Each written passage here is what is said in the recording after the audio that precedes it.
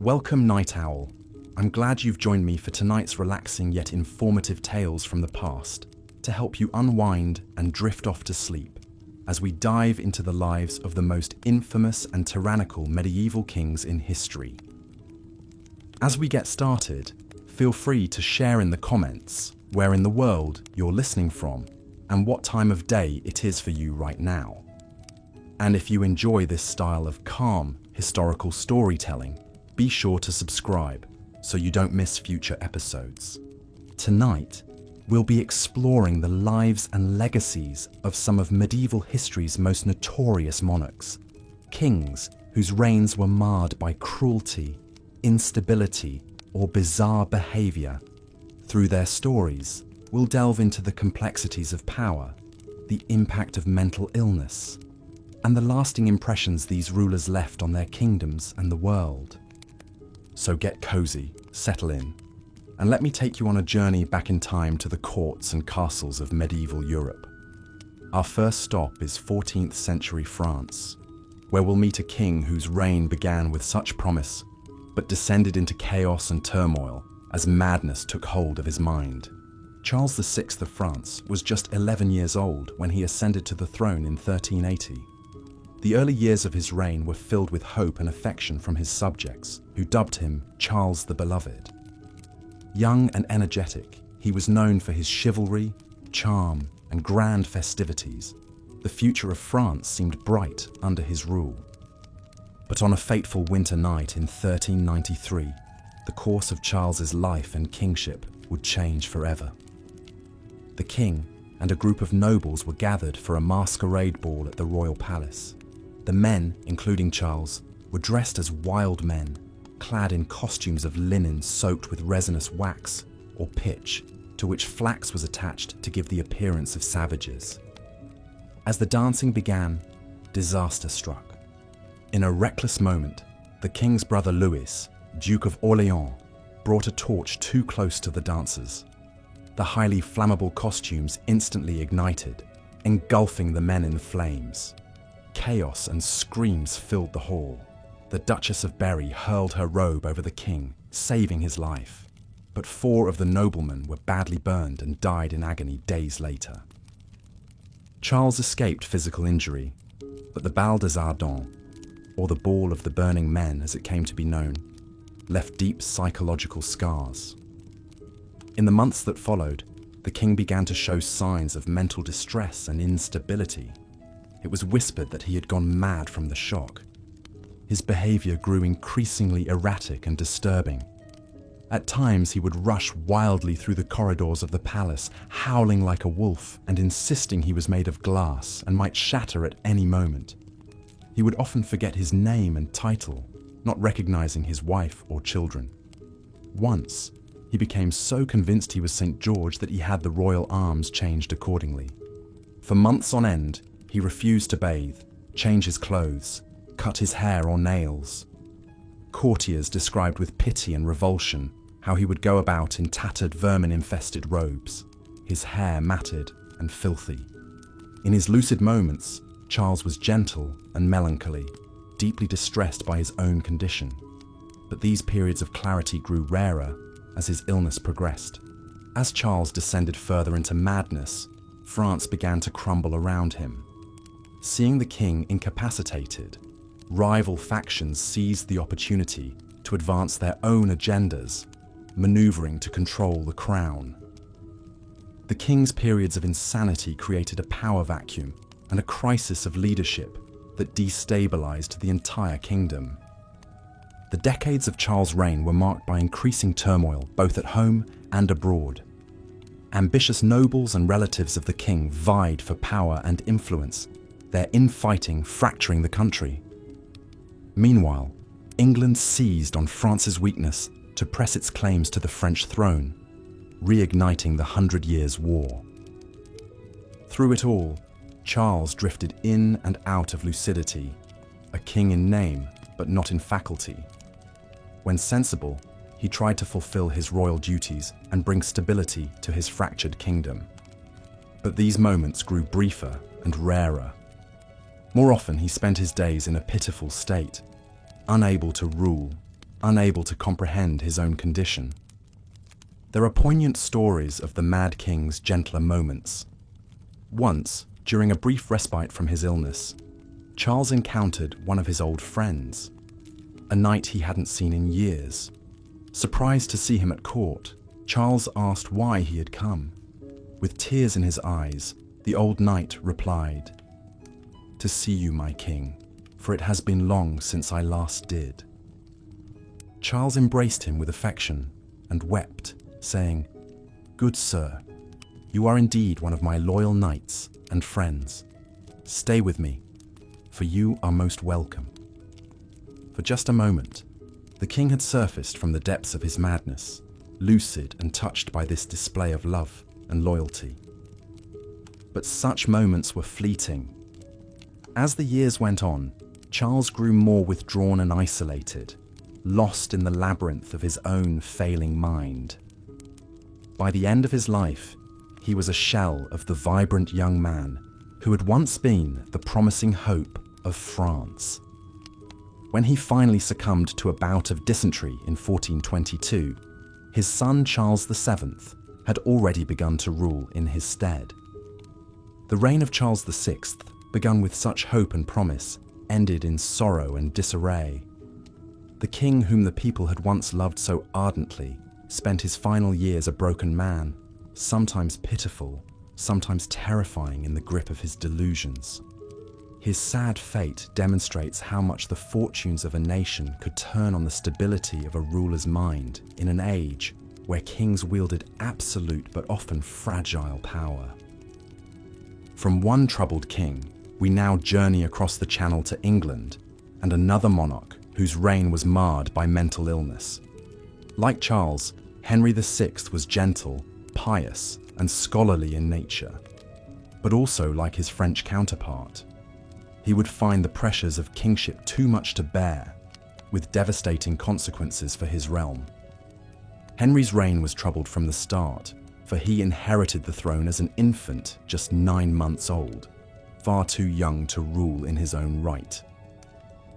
Regents ruled in his name, while rival factions plotted to control the child king, hoping to dominate the kingdom through him. The early years of Henry's reign were marked by a ferocious struggle for power between the king's ambitious relatives and advisors. Even as a youth, Henry was more inclined towards religion and learning than the arts of war and statecraft expected of a king. Deeply devout, he took pleasure in daily attendance at Mass and devoted many hours to prayer and contemplation. He was also a keen scholar with a love of reading and an interest in education. Henry would go on to found 2 of England's most venerable institutions of learning, Eton College and King's College, Cambridge. But while Henry's gentle nature earned him affection, it left him ill-equipped for the power struggles and political machinations that swirled around the throne. As he came of age and assumed his full royal duties, he floundered in his attempts to control the squabbling factions and bring unity to his kingdom. The greatest blow to Henry's reign came in August 1453, when the king suddenly fell into an inert stupor, unable to speak, recognize anyone, or respond to any stimuli. For more than a year, he remained in this vegetative state, not even reacting to the birth of his own son and heir. As with his grandfather Charles VI of France, whom he resembled in both character and fate, Henry's mysterious illness thrust his kingdom into turmoil. With the king incapacitated, old feuds and rivalries erupted into open conflict. The simmering resentment between the houses of Lancaster and York, 2 cadet branches of the Plantagenet royal house, now boiled over into outright war as each side sought to claim supremacy. This struggle would become known as the Wars of the Roses, after the red and white rose emblems of Lancaster and York. Even when Henry briefly emerged from his catatonia in late 1454, he struggled to reassert control over the chaotic political scene. By 1455, the Yorkists felt bold enough to take up arms against the king's Lancastrian supporters, defeating them at the First Battle of St. Albans. Henry was captured by the Yorkists and forced to acknowledge their leader, Richard, Duke of York, as Lord Protector of the realm. In the years that followed, England descended into a state of intermittent civil war, with the hapless Henry shunted back and forth between the warring factions. Whenever the king lapsed back into one of his periods of insensibility, fresh fighting would break out as each side tried to secure control of his person, and with it, the legitimacy of rule. During his bouts of madness, Henry's behavior was pitiful and childlike. He had to be fed, washed, and dressed like an infant. The once keen scholar now took no pleasure in his books and papers. He gave no sign of recognizing his own wife and son. To most observers, the king seemed utterly lost within himself, an empty vessel stripped of will and sense. Henry briefly regained his throne with Lancastrian support in 1470. But by this point, he was a king in name only, a feeble puppet controlled by his ambitious queen, Margaret of Anjou, and the ruthless Earl of Warwick. Less than a year later, the Yorkists struck back, capturing Henry and forcing him to abdicate in favour of the Yorkist king Edward IV. The sad, final chapter of Henry's life unfolded within the confines of the Tower of London, where he was imprisoned by King Edward. There, abandoned by his allies and bereft of his crown, Henry's already fragile grasp on reality disintegrated completely. When informed of the death of his young son at the Battle of Tewkesbury, he reportedly showed no reaction, lost in the mist of his own shattered mind. Just a few days later, on the night of May 21st, 1471, Henry himself was dead, found lifeless in his chamber under mysterious circumstances. While the official account claimed he died of pure displeasure and melancholy, many contemporary observers suspected foul play, with the finger of blame pointed squarely at the Yorkist king. And so ended the tragic life of Henry VI, a king perhaps too gentle and good for the ruthless times into which he was born. His decades of misrule, punctuated by devastating bouts of mental illness, fractured the royal dynasty and plunged England into one of its darkest chapters. Like Charles the Mad across the Channel, Henry's sad fate demonstrates the immense impact that a monarch's mental state could have on the fortunes of an entire nation.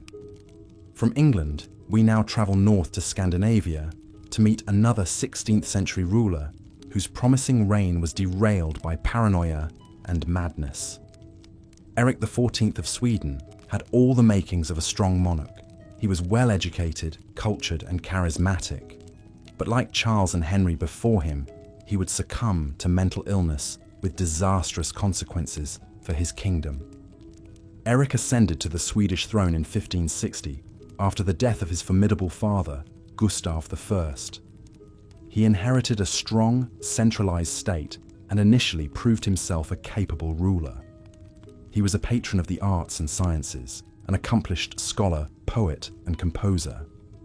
But even amid the festivities of his splendid coronation, there were hints of the erratic behavior and delusions that would later consume him. As his reign progressed, Eric grew increasingly suspicious and paranoid, seeing threats and conspiracies all around him. He became convinced that his own nobles and the aristocracy of neighboring Denmark and Poland were plotting to overthrow him and steal his crown. These fears were fanned by his chief advisor, Göran Persson, who exploited the king's fragile mental state to eliminate his own political enemies. Eric's personal life was equally tumultuous. Early in his reign, he fell passionately in love with Karin Monsdotter, a beautiful commoner who had been a maid in the royal household. Against all convention and the admonitions of his advisors, Eric secretly married Karin in 1567 and had her crowned as queen. While the marriage caused a scandal, Karin would prove a stabilizing influence, remaining loyal to Eric even during his darkest days. The defining moment of Eric's reign came in 1567 with the infamous Stura murders. Convinced that the Stura noble family and their allies were plotting against him, Eric had several members of the family imprisoned and brought to trial on trumped-up charges. In a fit of rage and paranoia, the king himself stabbed and killed one of the nobles, Niels Sture, during an interrogation. 2 other Sture lords and several of their associates were subsequently executed on Eric's orders. The Sture murders shocked the nation and turned sentiment against the increasingly unstable king. Eric's behavior grew more erratic and delusional. He became obsessed with astrology and the occult, convinced he could read the future in the stars. He would have bouts of wild, manic energy, alternating with periods of deep melancholy. At times he fancied himself a god, demanding his courtiers worship him. As opposition to Eric's rule mounted, his own brothers John and Charles seized the opportunity to move against him. In 1568, they successfully deposed Eric, forcing him to abdicate in favour of John III. The coup was supported by most of the Swedish nobility, alienated by the king's tyranny and madness. Eric's final years were marked by tragedy and increasing mental deterioration. Imprisoned in a succession of castles by his brother, the deposed king descended deeper into insanity. He became convinced he was not Eric XIV at all, but a different man altogether. His devoted wife Karin remained with him in captivity, the only person who could soothe him in his agitated states. In 1577, after almost a decade in confinement, the 43-year-old Eric died, likely poisoned on the orders of his brother. He was buried hastily and without ceremony. For John III, the mad brother represented an uncomfortable reminder of the fragility of royal power and the ever-present danger of succession crises. Eric XIV's story represents a tragic waste of potential. He was a gifted man, educated and cultured, who held such promise as a ruler. But like many monarchs, he found himself unequal to the immense stresses and paranoias of kingship. His unraveling mind led him down a path of tyranny and terror that undid his achievements and ruptured the kingdom. Traveling further east to Russia, we come to the dark tale of another ruler undone by paranoia and crippling mental illness. Ivan IV. Vasilievich, better known as Ivan the Terrible, was the first Grand Prince of Moscow to officially assume the title of Tsar of all of Russia. His nearly 40-year reign would transform Russia, but also unleash a whirlwind of madness and brutality upon his realm. Ivan's early life was scarred by tragedy, struggle, and a pervasive sense of insecurity. He lost both his parents by the age of 8 and grew up in the shadow of ambitious nobles and relatives who fought to control the regency. The young Ivan learned to fear for his life and saw enemies and conspiracies everywhere. These early experiences laid the groundwork for the paranoia and ruthlessness that would define his later reign. When Ivan reached adulthood and took full power in 1547, he quickly set about consolidating control over the fractious boyar nobility. Talented and energetic, he scored a series of impressive military victories over Russia's enemies, expanding the boundaries of his state. He launched a series of popular reforms, revising the legal code and convoking Russia's first parliament. Thanks to these successes, the early part of Ivan's reign was marked by relative stability and progress. But as the years passed, Ivan grew increasingly erratic, suspicious, and violent. He became convinced that the boyars were plotting against him, determined to thwart his agenda and usurp his power. His simmering resentment boiled over in 1565 when he abruptly left Moscow in a fit of rage, threatening to abdicate. In a clever power play, Ivan agreed to return only if he was granted absolute authority to punish traitors and enemies of the state as he saw fit. Cowed, the boyars agreed. Upon his return, Ivan set about terrorizing the nobility, confiscating their lands and executing or exiling those he mistrusted. To enforce his will, he created the oprichniki, a brutal corps of secret police fanatically loyal to him alone. In the following years, Ivan earned his moniker of the Terrible as he unleashed a reign of terror upon Russia. Fueled by paranoia and sadistic impulse, he inflicted cruel punishments on anyone he suspected of treachery. Torture, public executions, and mass killings became commonplace. Even destroyed entire noble families, towns, and even the city of Novgorod to root out alleged conspiracies against him.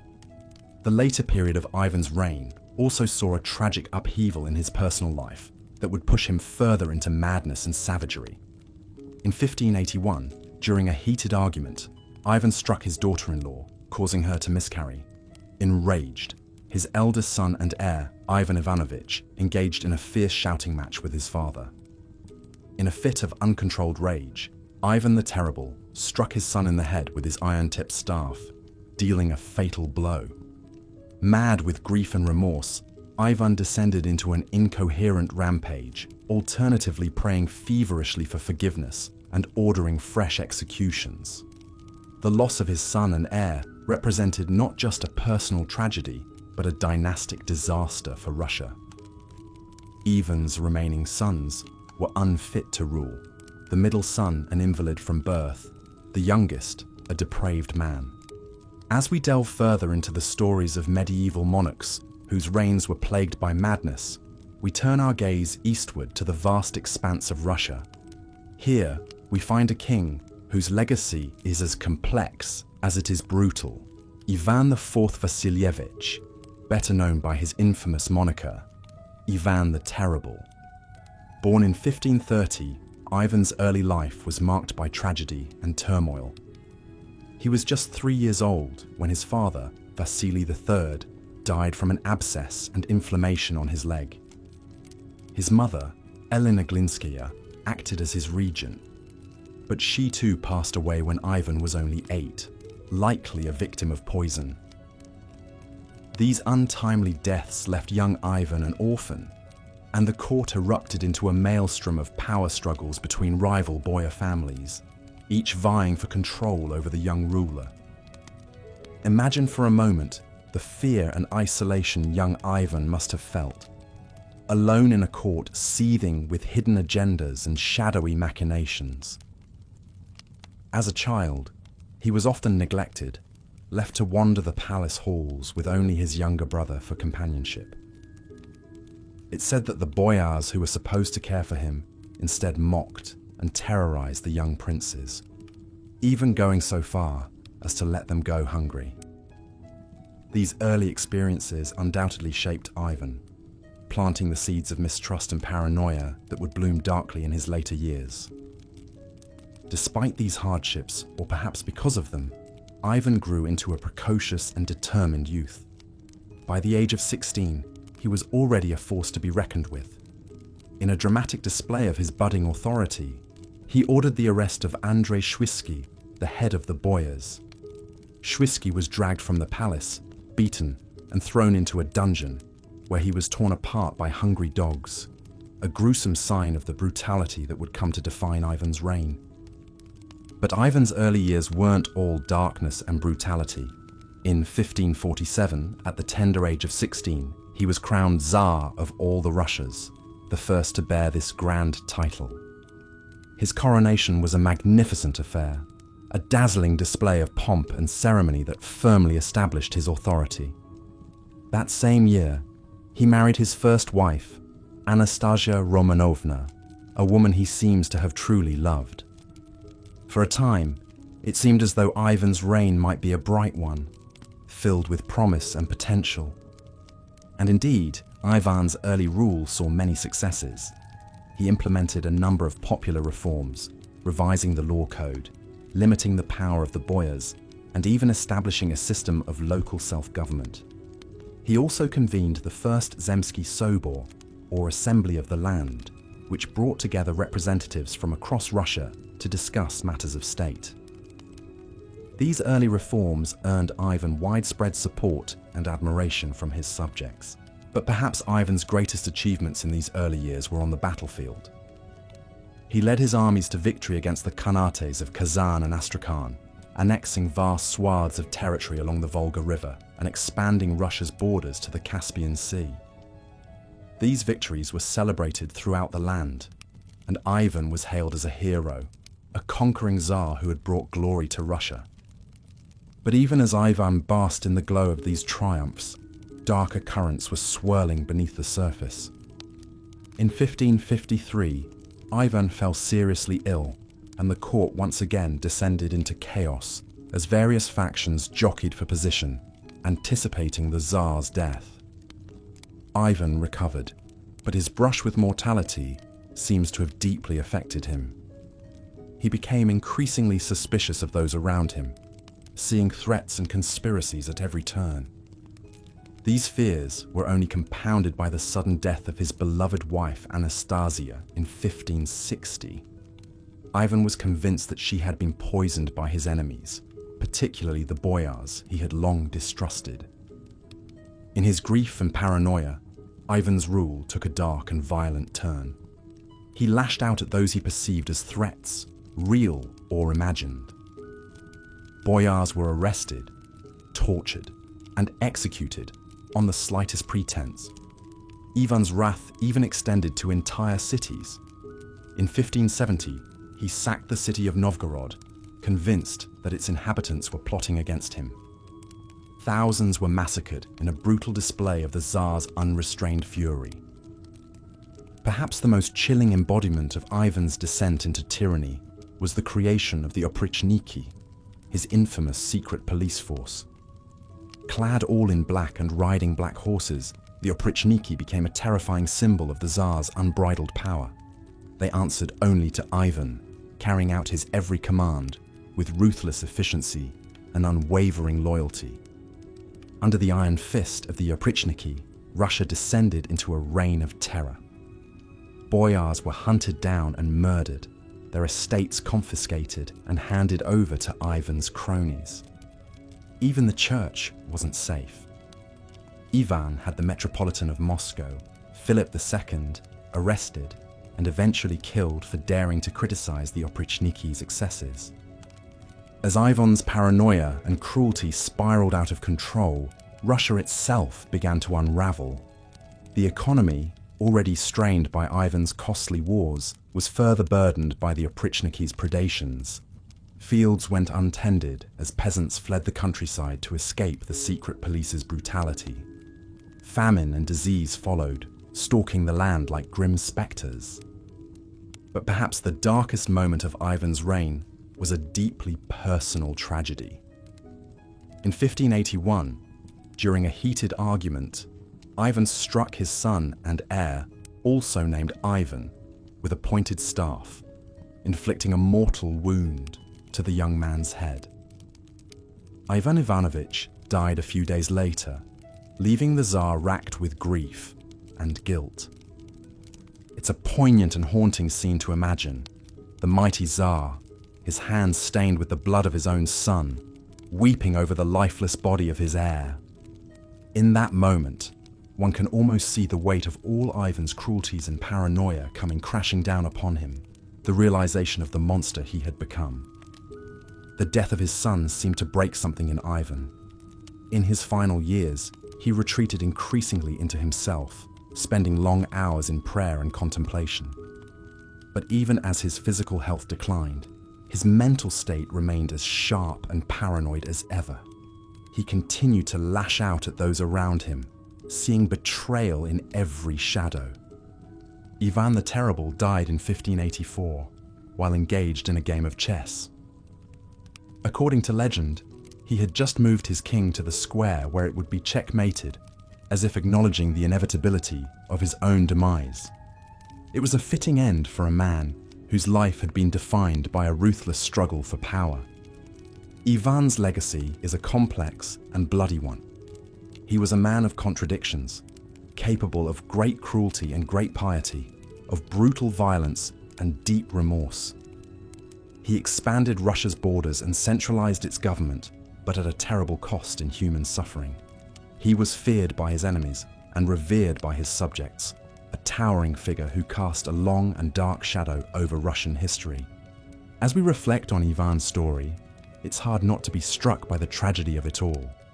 Here was a man who had every advantage: power, wealth, intelligence, but who was ultimately undone by his own paranoia and cruelty. His life is a cautionary tale about the corrupting influence of unchecked power and the terrible toll that fear and suspicion can take on the human soul. But perhaps there is a lesson to be found in Ivan's story as well. For all his flaws and failings, Ivan was a man who grappled with the weight of his own conscience. In his final years, he seems to have recognized the enormity of his sins and sought some measure of redemption through prayer and repentance. It is a reminder that even the most terrible of us may still have some spark of humanity buried deep within. And it is a call to remember that power, for all its seductions, is ultimately a heavy burden to bear, one that can crush the soul if not tempered with wisdom, compassion, and humility. So let us remember Ivan the Terrible not just as a tyrant or a madman, but as a deeply flawed and complex human being. One whose story still has much to teach us about the perils and responsibilities of power. And as we lay our heads down to rest, let us dream not of the horrors of Ivan's reign, but of a world in which the lessons of his life have been learned, and in which the better angels of our nature may yet triumph over the darkness within. As we've seen, the medieval world was no stranger to kings whose reigns were marred by mental illness, cruelty, and misrule. From France to England, Sweden to Russia, these troubled monarchs left a lasting impact on their kingdoms and on history. But mental illness was not the only challenge that medieval kings faced. The very nature of ruling in the Middle Ages was fraught with difficulties that could test even the most stable and capable of monarchs.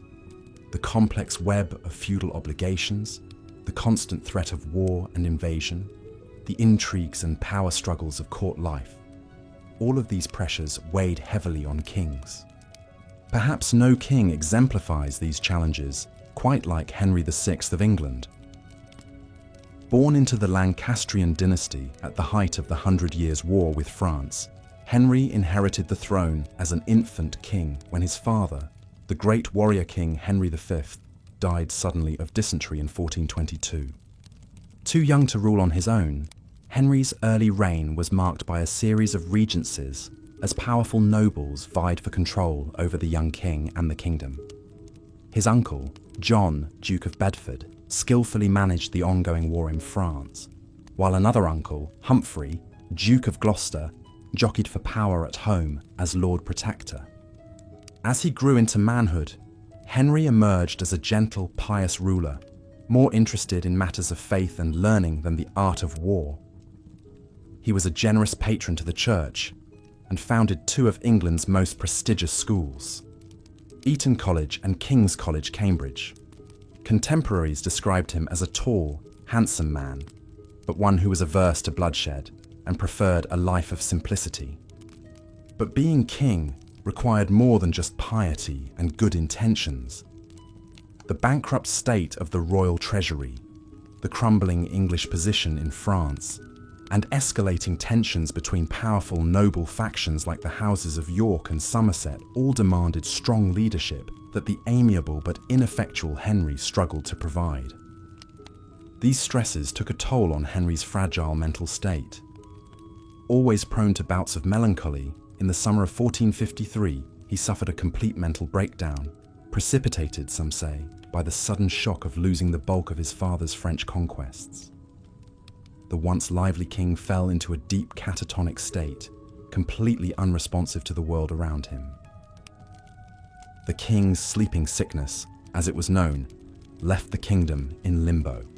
Courtiers tried everything to rouse Henry, but he would not react, could not speak, and seemed not to recognize anyone, even his own wife and infant son. He had to be spoon-fed, and it's said that he didn't even react when presented with a royal pardon to sign that could have saved the life of an imprisoned nobleman. For over a year, as the king lay insensate, a dangerous power vacuum grew. It was against this backdrop of an absent king and a kingdom on the brink that one of the most pivotal events in English history took place, the opening salvos of the Wars of the Roses. With Henry incapacitated, the ambitious Richard, Duke of York, made his move, persuading Parliament to name him as protector and heir apparent, disinheriting Henry's son, Prince Edward. But York would face stiff opposition from Henry's fiercely intelligent and iron-willed wife, Queen Margaret of Anjou. Determined to protect her son's birthright, Margaret rallied the Lancastrian forces, turning a dynastic rivalry into all-out civil war. For the next 3 decades, England would be torn apart as the houses of York and Lancaster battled for supremacy. Through it all, the hapless Henry remained a pawn, lucid one moment, lost in a world of his own the next. Briefly restored to the throne in 1470, he was once again deposed and imprisoned by the Yorkist king, Edward IV. On the night of May 21st, 1471, Henry died, alone, in the Tower of London. The once beloved and gentle king met a lonely, ignominious end. Murdered, some whispered, on Edward's orders. Henry's tragic reign is a poignant reminder of the immense pressures and challenges that medieval kings faced. Thrust onto the throne as a child, saddled with the weighty expectations of his warrior father's legacy, and beset by both external threats and internal division, it's perhaps little wonder that his mind buckled under the strain. But Henry's story is also a testament to the enduring allure of kingship. For all the hardships and dangers it entailed, the role of king remained the ultimate prize, fought over by rival dynasties and ambitious nobles. Being king meant wielding immense power and shaping the destinies of nations. It meant being at the center of the medieval world, with all eyes upon you. And as we'll see with our next king, that intoxicating mix of power and attention could be just as dangerous to a monarch's sanity as any external threat. Eric XIV of Sweden, a Renaissance prince with a reputation for brilliance and cultural refinement, would find his glittering reign unraveling amidst a storm of madness, scandal, and blood. Eric's story begins on a bright, clear day in June 1560 as the 27-year-old prince rode through the streets of Stockholm to Uppsala Cathedral for his long-awaited coronation. The first monarch of the Vasa dynasty to be proclaimed King of Sweden and the Goths, Eric was determined to usher in a magnificent new era for his kingdom. Tall, athletic, and strikingly handsome, with piercing blue eyes and a long curling beard, Eric cut a dashing figure. He was charming and eloquent, able to converse in 8 languages. He wrote poetry, played the lute, and was an avid scholar of astronomy and mathematics.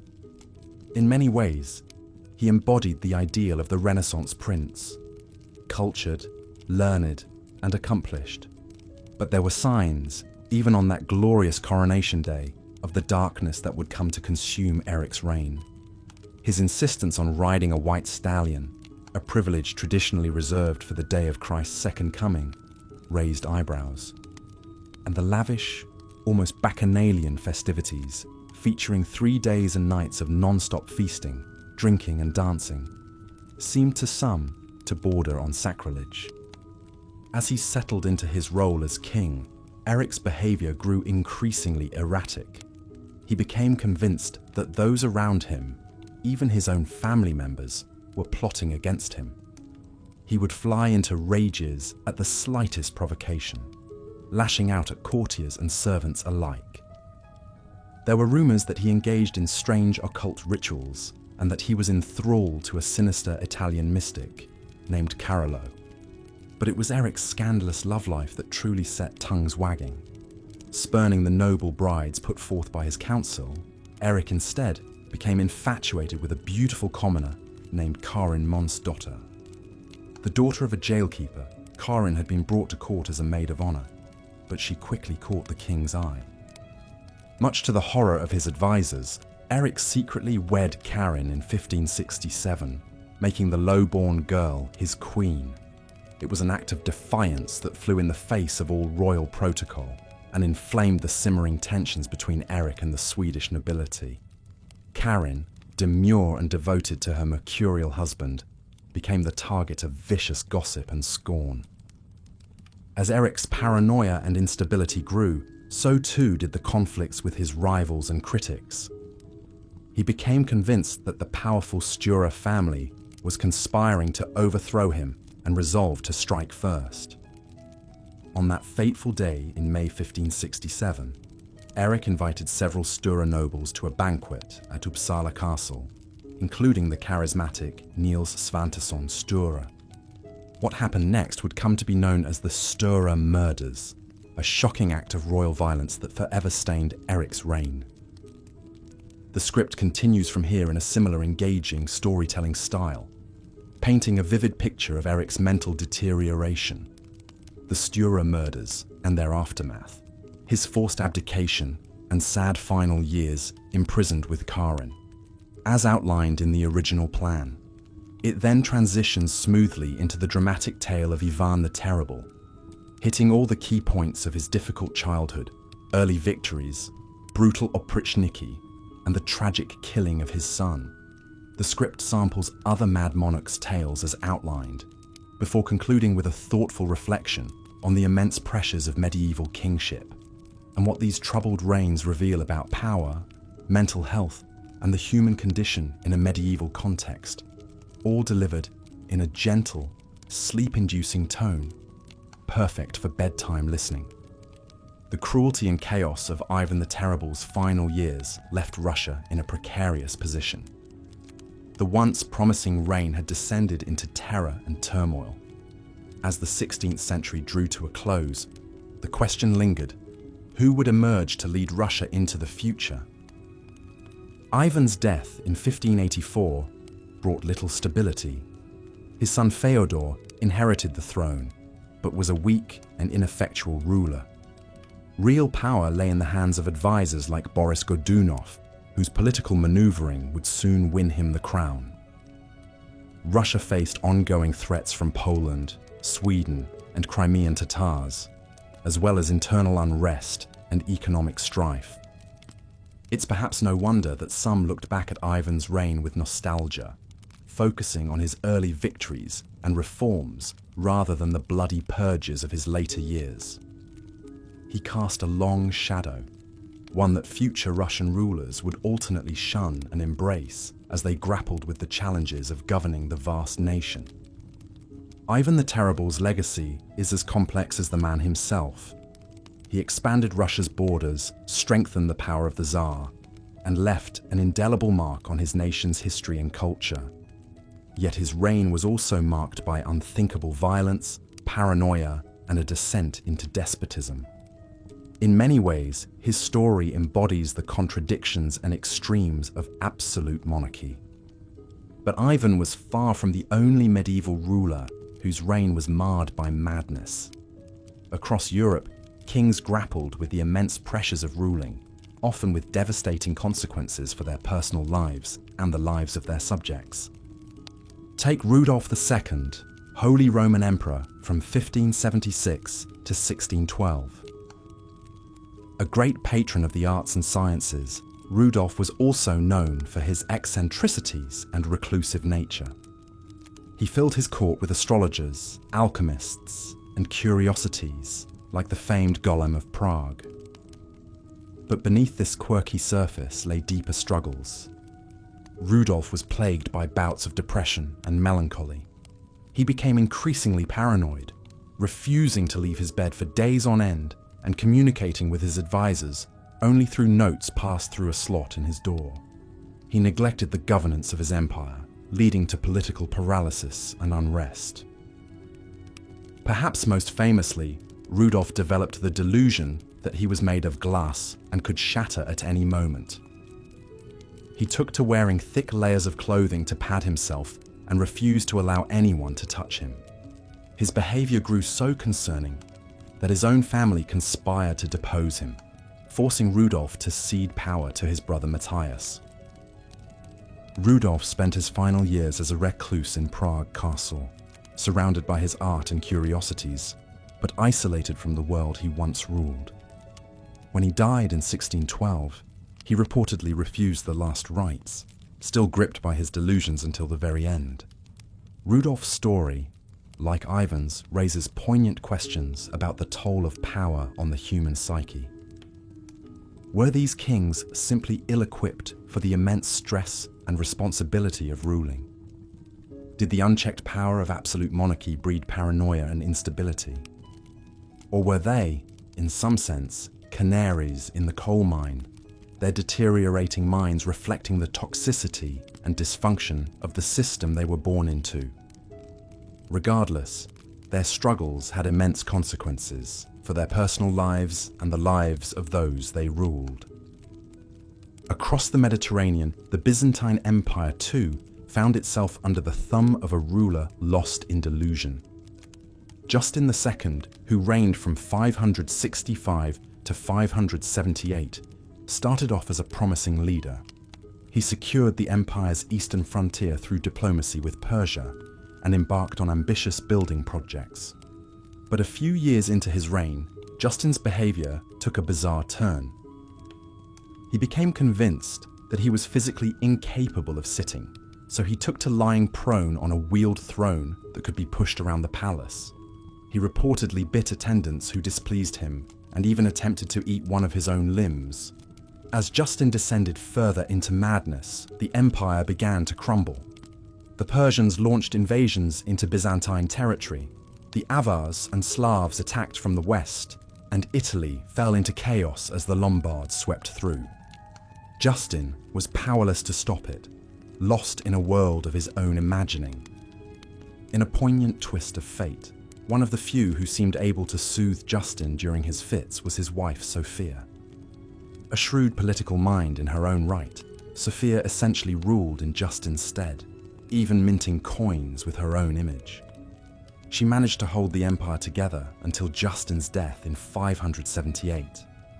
The stories of kings like Ivan, Rudolf, and Justin reveal the profound impact that a ruler's mental state could have on their realm. In an age of absolute monarchy, the line between personal struggle and political crisis was thin indeed. Yet even in their darkest moments, there are glimpses of humanity that make these complex figures more than mere cautionary tales. Ivan's grief at his son's death, Rudolf's melancholic brilliance, Justin's brief moments of lucidity in Sophia's presence. These details add shades of nuance and tragedy to their lives. Perhaps the most extreme example of this is the story of Charles II, the last Habsburg ruler of Spain. Born in 1661, Charles was the product of generations of inbreeding among the Spanish Habsburgs, who sought to keep their bloodline pure by marrying within the family. The results were devastating. Charles suffered from a litany of physical and mental disabilities, an oversized tongue that made it difficult to speak or chew, intestinal problems that caused chronic diarrhea, fragile bones that left him unable to walk unassisted. His jaw jutted so far out that he couldn't fully close his mouth. But what Charles lacked in physical and mental capacity, he made up for in kindness and affability. He was, by all accounts, a gentle soul who found joy in simple pleasures like playing with his collection of pocket watches. Though his reign was marked by decline and disorder, he was well liked by his subjects for his generous spirit. When Charles died childless in 1700, it plunged Europe into crisis as rival powers fought to claim the Spanish throne in the War of the Spanish Succession. In a sense, his personal struggles had become the struggles of a continent, a poignant reflection of the era's precarious political balance. These stories from the medieval world may seem distant from our modern lives. The age of absolute monarchy has long since passed, replaced by democratic institutions and constitutional safeguards. Mental illness, once seen as demonic possession or divine punishment, is now recognized as a medical condition in need of treatment and support. Yet in the tales of these tragic kings, we can still find echoes of our own struggles and triumphs. The pressure to live up to external expectations, the isolation of leadership, the quest for purpose and legacy. These are timeless human experiences that transcend era and station. In the end, perhaps the best tribute we can pay to figures like Ivan, Rudolf, Justin and Charles, is to remember them not just as storybook villains or cautionary tales, but as complex human beings grappling with the weight of their roles and the limitations of their own minds. Their struggles, however extreme, reflect the fundamental fragility and resilience of the human condition. So as we drift off to sleep, let us spare a thought for these long-ago kings, their tragic lives etched in the annals of history. May their stories remind us of the profound impact that power and mental health can have, both on individual lives and the course of nations. And may we face our own challenges with the same humanity and nuance that we seek in the lives of those who came before. Good night and sweet dreams. May the lessons of the past guide us towards a wiser, kinder future. For in the end, the human experiences that unite us are far greater than the crowns and kingdoms that divide us. Sadly, Eric's triumph was short-lived. His mental state continued to deteriorate, fueled by paranoia and delusions. He became convinced that his own nobility were plotting against him, determined to steal his crown. In a fit of madness in 1567, he ordered the infamous Stura murders, where several prominent noblemen were imprisoned, tortured, and brutally killed at his command, including the father of his first wife. This shocking act of violence appalled the court and eroded Eric's support among Sweden's elite. They saw their king as a dangerous liability, his unhinged mind capable of striking out against friend and foe alike. Whispers of usurpation began to echo through the halls of power. Eric, gripped by fear and suspicion, lashed out with increasing cruelty, alienating even his closest allies. As Eric's reign spiraled further into chaos, his enemies seized their chance. In 1568, his brother John, Duke of Finland, raised an army against him. Abandoned by his court and unable to rally support, Eric was forced to abdicate the throne. In a somber ceremony, he relinquished the crown to John, his grasp on power broken by the shadows in his own mind. Imprisoned by his brother, Eric's final years were a sad epilogue to a tragic reign. He was shuttled between various castles, never staying long in one place. His beloved wife, Karin, was the only constant in his diminishing world, the sole source of comfort in his bleak captivity. Even imprisoned, Eric's mental state continued to waver. There were periods of clarity, glimmers of the sharp mind that had once dreamed of a glorious future for Sweden. But more often, his thoughts were clouded by paranoid delusions, his speech rambling and incoherent. As the years ground on, Eric's physical health declined alongside his sanity. The dank, dimly lit cells of his imprisonment allowed illness to take root in his weakened frame. His once vibrant eyes grew dull, staring for hours at the dancing shadows on the wall. His world had shrunk to a single flickering flame, the fire in his mind reduced to fading embers. In 1577, after almost a decade in captivity, Eric XIV, the mad monarch of Sweden, breathed his last. Karin, his faithful wife, was by his side until the end, holding his hand as he slipped away. The king, who had dreamed of glory and power, died a broken man, his grand ambitions smashed upon the rocks of his own shattered psyche. The tragedy of Eric XIV's reign echoes through the pages of history, a cautionary tale of the fragility of the human mind. His story reminds us that even the mightiest can fall, their strength devoured by inner demons. In the end, Eric's legacy was one of squandered potential, a shooting star extinguished too soon by the darkness within. As we continue our journey through the tales of mad kings and ill-fated reigns, we turn our gaze east to the vast, brutal expanse of Russia. Here we find another monarch whose reign was defined by cruelty and paranoia, a ruler who took the name Ivan the Terrible and more than earned his grim moniker. Ivan IV Vasilievich was born in 1530 to the royal Rurik dynasty, a line that had ruled Russia for centuries. His early life was marred by tragedy and tumult.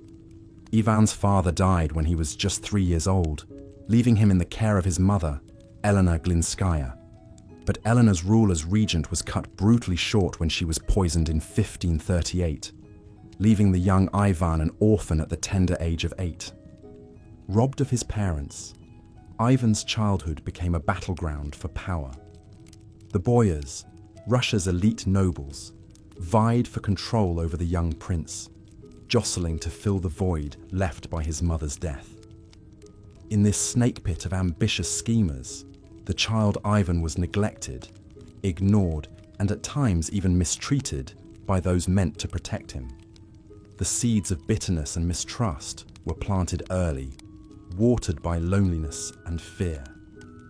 But even in his darkest moments, there were flashes of the fierce intelligence that would define Ivan's later reign.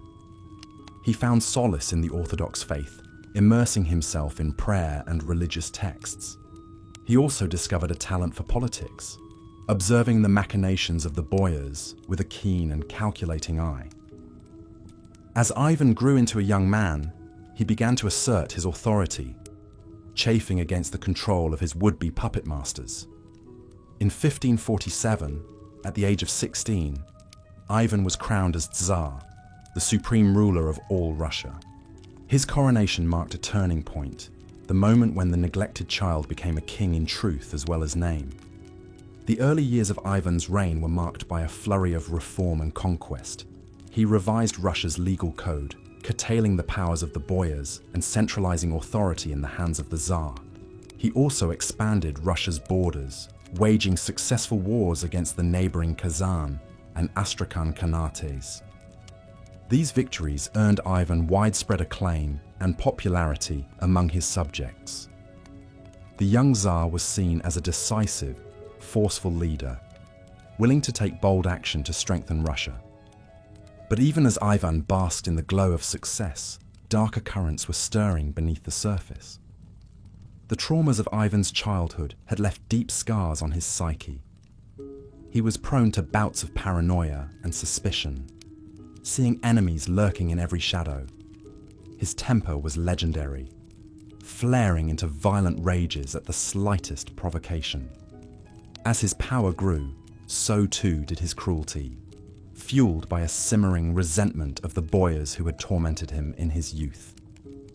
In 1565, Ivan's simmering paranoia boiled over into full-blown tyranny. He divided Russia into two realms: the Zemshchina, ruled by the boyars, and the Oprichnina, under Ivan's direct control. The Oprichnina was a state within a state, a realm of terror and brutality enforced by Ivan's feared Oprichniki, his loyal band of secret police. Clad in black, riding black horses, the Oprichniki became a symbol of Ivan's reign of terror. They roamed the land, arresting and executing anyone suspected of disloyalty to the Tsar. Nobles, merchants, even priests fell victim to their brutality, tortured and killed on Ivan's orders. The Tsar himself was not immune to the madness he had unleashed. In a fit of rage in 1581, Ivan beat his pregnant daughter-in-law, causing her to miscarry. When his son and heir, Ivan Ivanovich, confronted him about this cruelty, the Tsar lashed out, striking his son with his scepter. The blow proved fatal, and Ivan Ivanovich died a few days later, leaving Russia without an heir. The tragedy broke something in Ivan, his last tenuous grip on sanity shattered by the weight of his own guilt and grief. In his final years, the Tsar's madness only intensified, his cruelty reaching new extremes. He ordered the massacre of entire cities, their inhabitants slaughtered by the thousands. He had boyars boiled alive or frozen to death, delighting in their suffering. By the time of his death in 1584, Russia was a land living in the shadow of fear, haunted by the spectre of its mad monarch. Ivan the Terrible's reign left a lasting mark on Russian history, a legacy of brutality and paranoia that echoed through the centuries. but it also serves as a stark reminder of the horrors that can spring from a mind consumed by darkness. A cautionary tale of the dangers of unchecked power in the hands of the unstable. As we near the end of our journey through the annals of mad kings and ill-starred reigns, it's worth pausing to consider the threads that bind these stories together. From England to Sweden to Russia, across centuries and cultures, we see the same pattern play out again and again, the corrosive effects of power on the human psyche. For these monarchs, the weight of the crown proved too heavy to bear. The isolation and stress of rule warping their minds and twisting their souls. Some, like Charles VI of France and Henry VI of England, were broken by the strain, their sanity shattered like glass against stone. Others, like Ivan the Terrible, turned their inner demons outward, inflicting their pain and paranoia on their hapless subjects. In each case, the madness of the monarch had far-reaching consequences, plunging their realms into chaos and conflict. Wars were fought, lives were lost, and the course of history was forever altered by the whims of a mind unmoored from reality. But perhaps the greatest tragedy of these tales is the human cost, the toll taken not just on the kings themselves, but on those closest to them. The loyal wives, like Karin Mundsdotter, who stood by their husbands even as their minds crumbled. The children, like Ivan Ivanovich, whose lives were cut short by their father's madness. The countless subjects who suffered under the yoke of a ruler unhinged. In the end, the stories of these mad kings are a testament to the fragility of the human mind and the terrible price of unchecked power. They remind us that even the mightiest can fall, their strength devoured by the shadows within.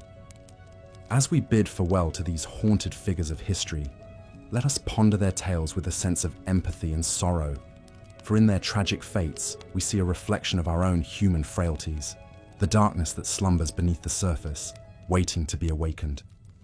May their stories be a warning, a lighthouse guiding us towards compassion and understanding, even in the face of cruelty and madness. And may we, in our own lives, strive to tend the flickering flame of sanity, the light that holds the shadows at bay. And so, dear listeners, we come to the end of our journey through the realms of mad kings and tragic fates. We have walked the shadowed halls of history, peering into the troubled minds of monarchs, undone by their own demons. From the glittering courts of France to the windswept plains of Russia, we've seen the havoc wrought by an unquiet mind upon a throne. We've witnessed the destruction, both personal and political, that flows from a soul unmoored.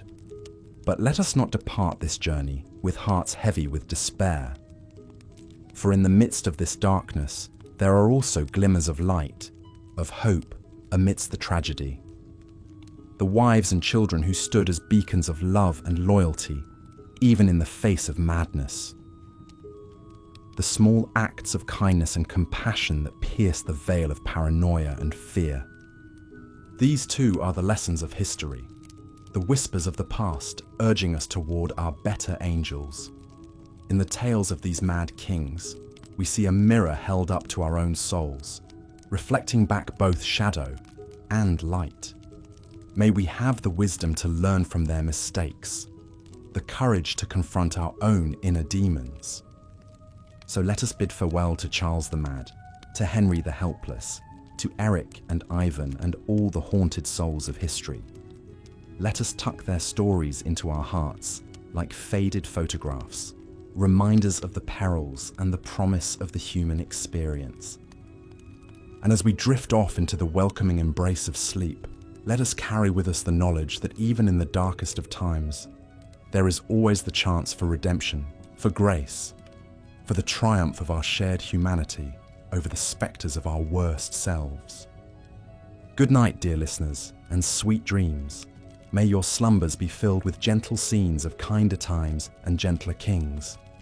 And may you wake in a world where the darkness of history is nothing but a fading memory, a shadow cleansed by the dawn of a new day. As we've seen, the reigns of medieval kings were often defined by their personalities and personal struggles as much as by their political actions. The immense pressure and responsibility of ruling, coupled with the constant intrigues and power plays of court life, could take a heavy toll on even the most stable of minds.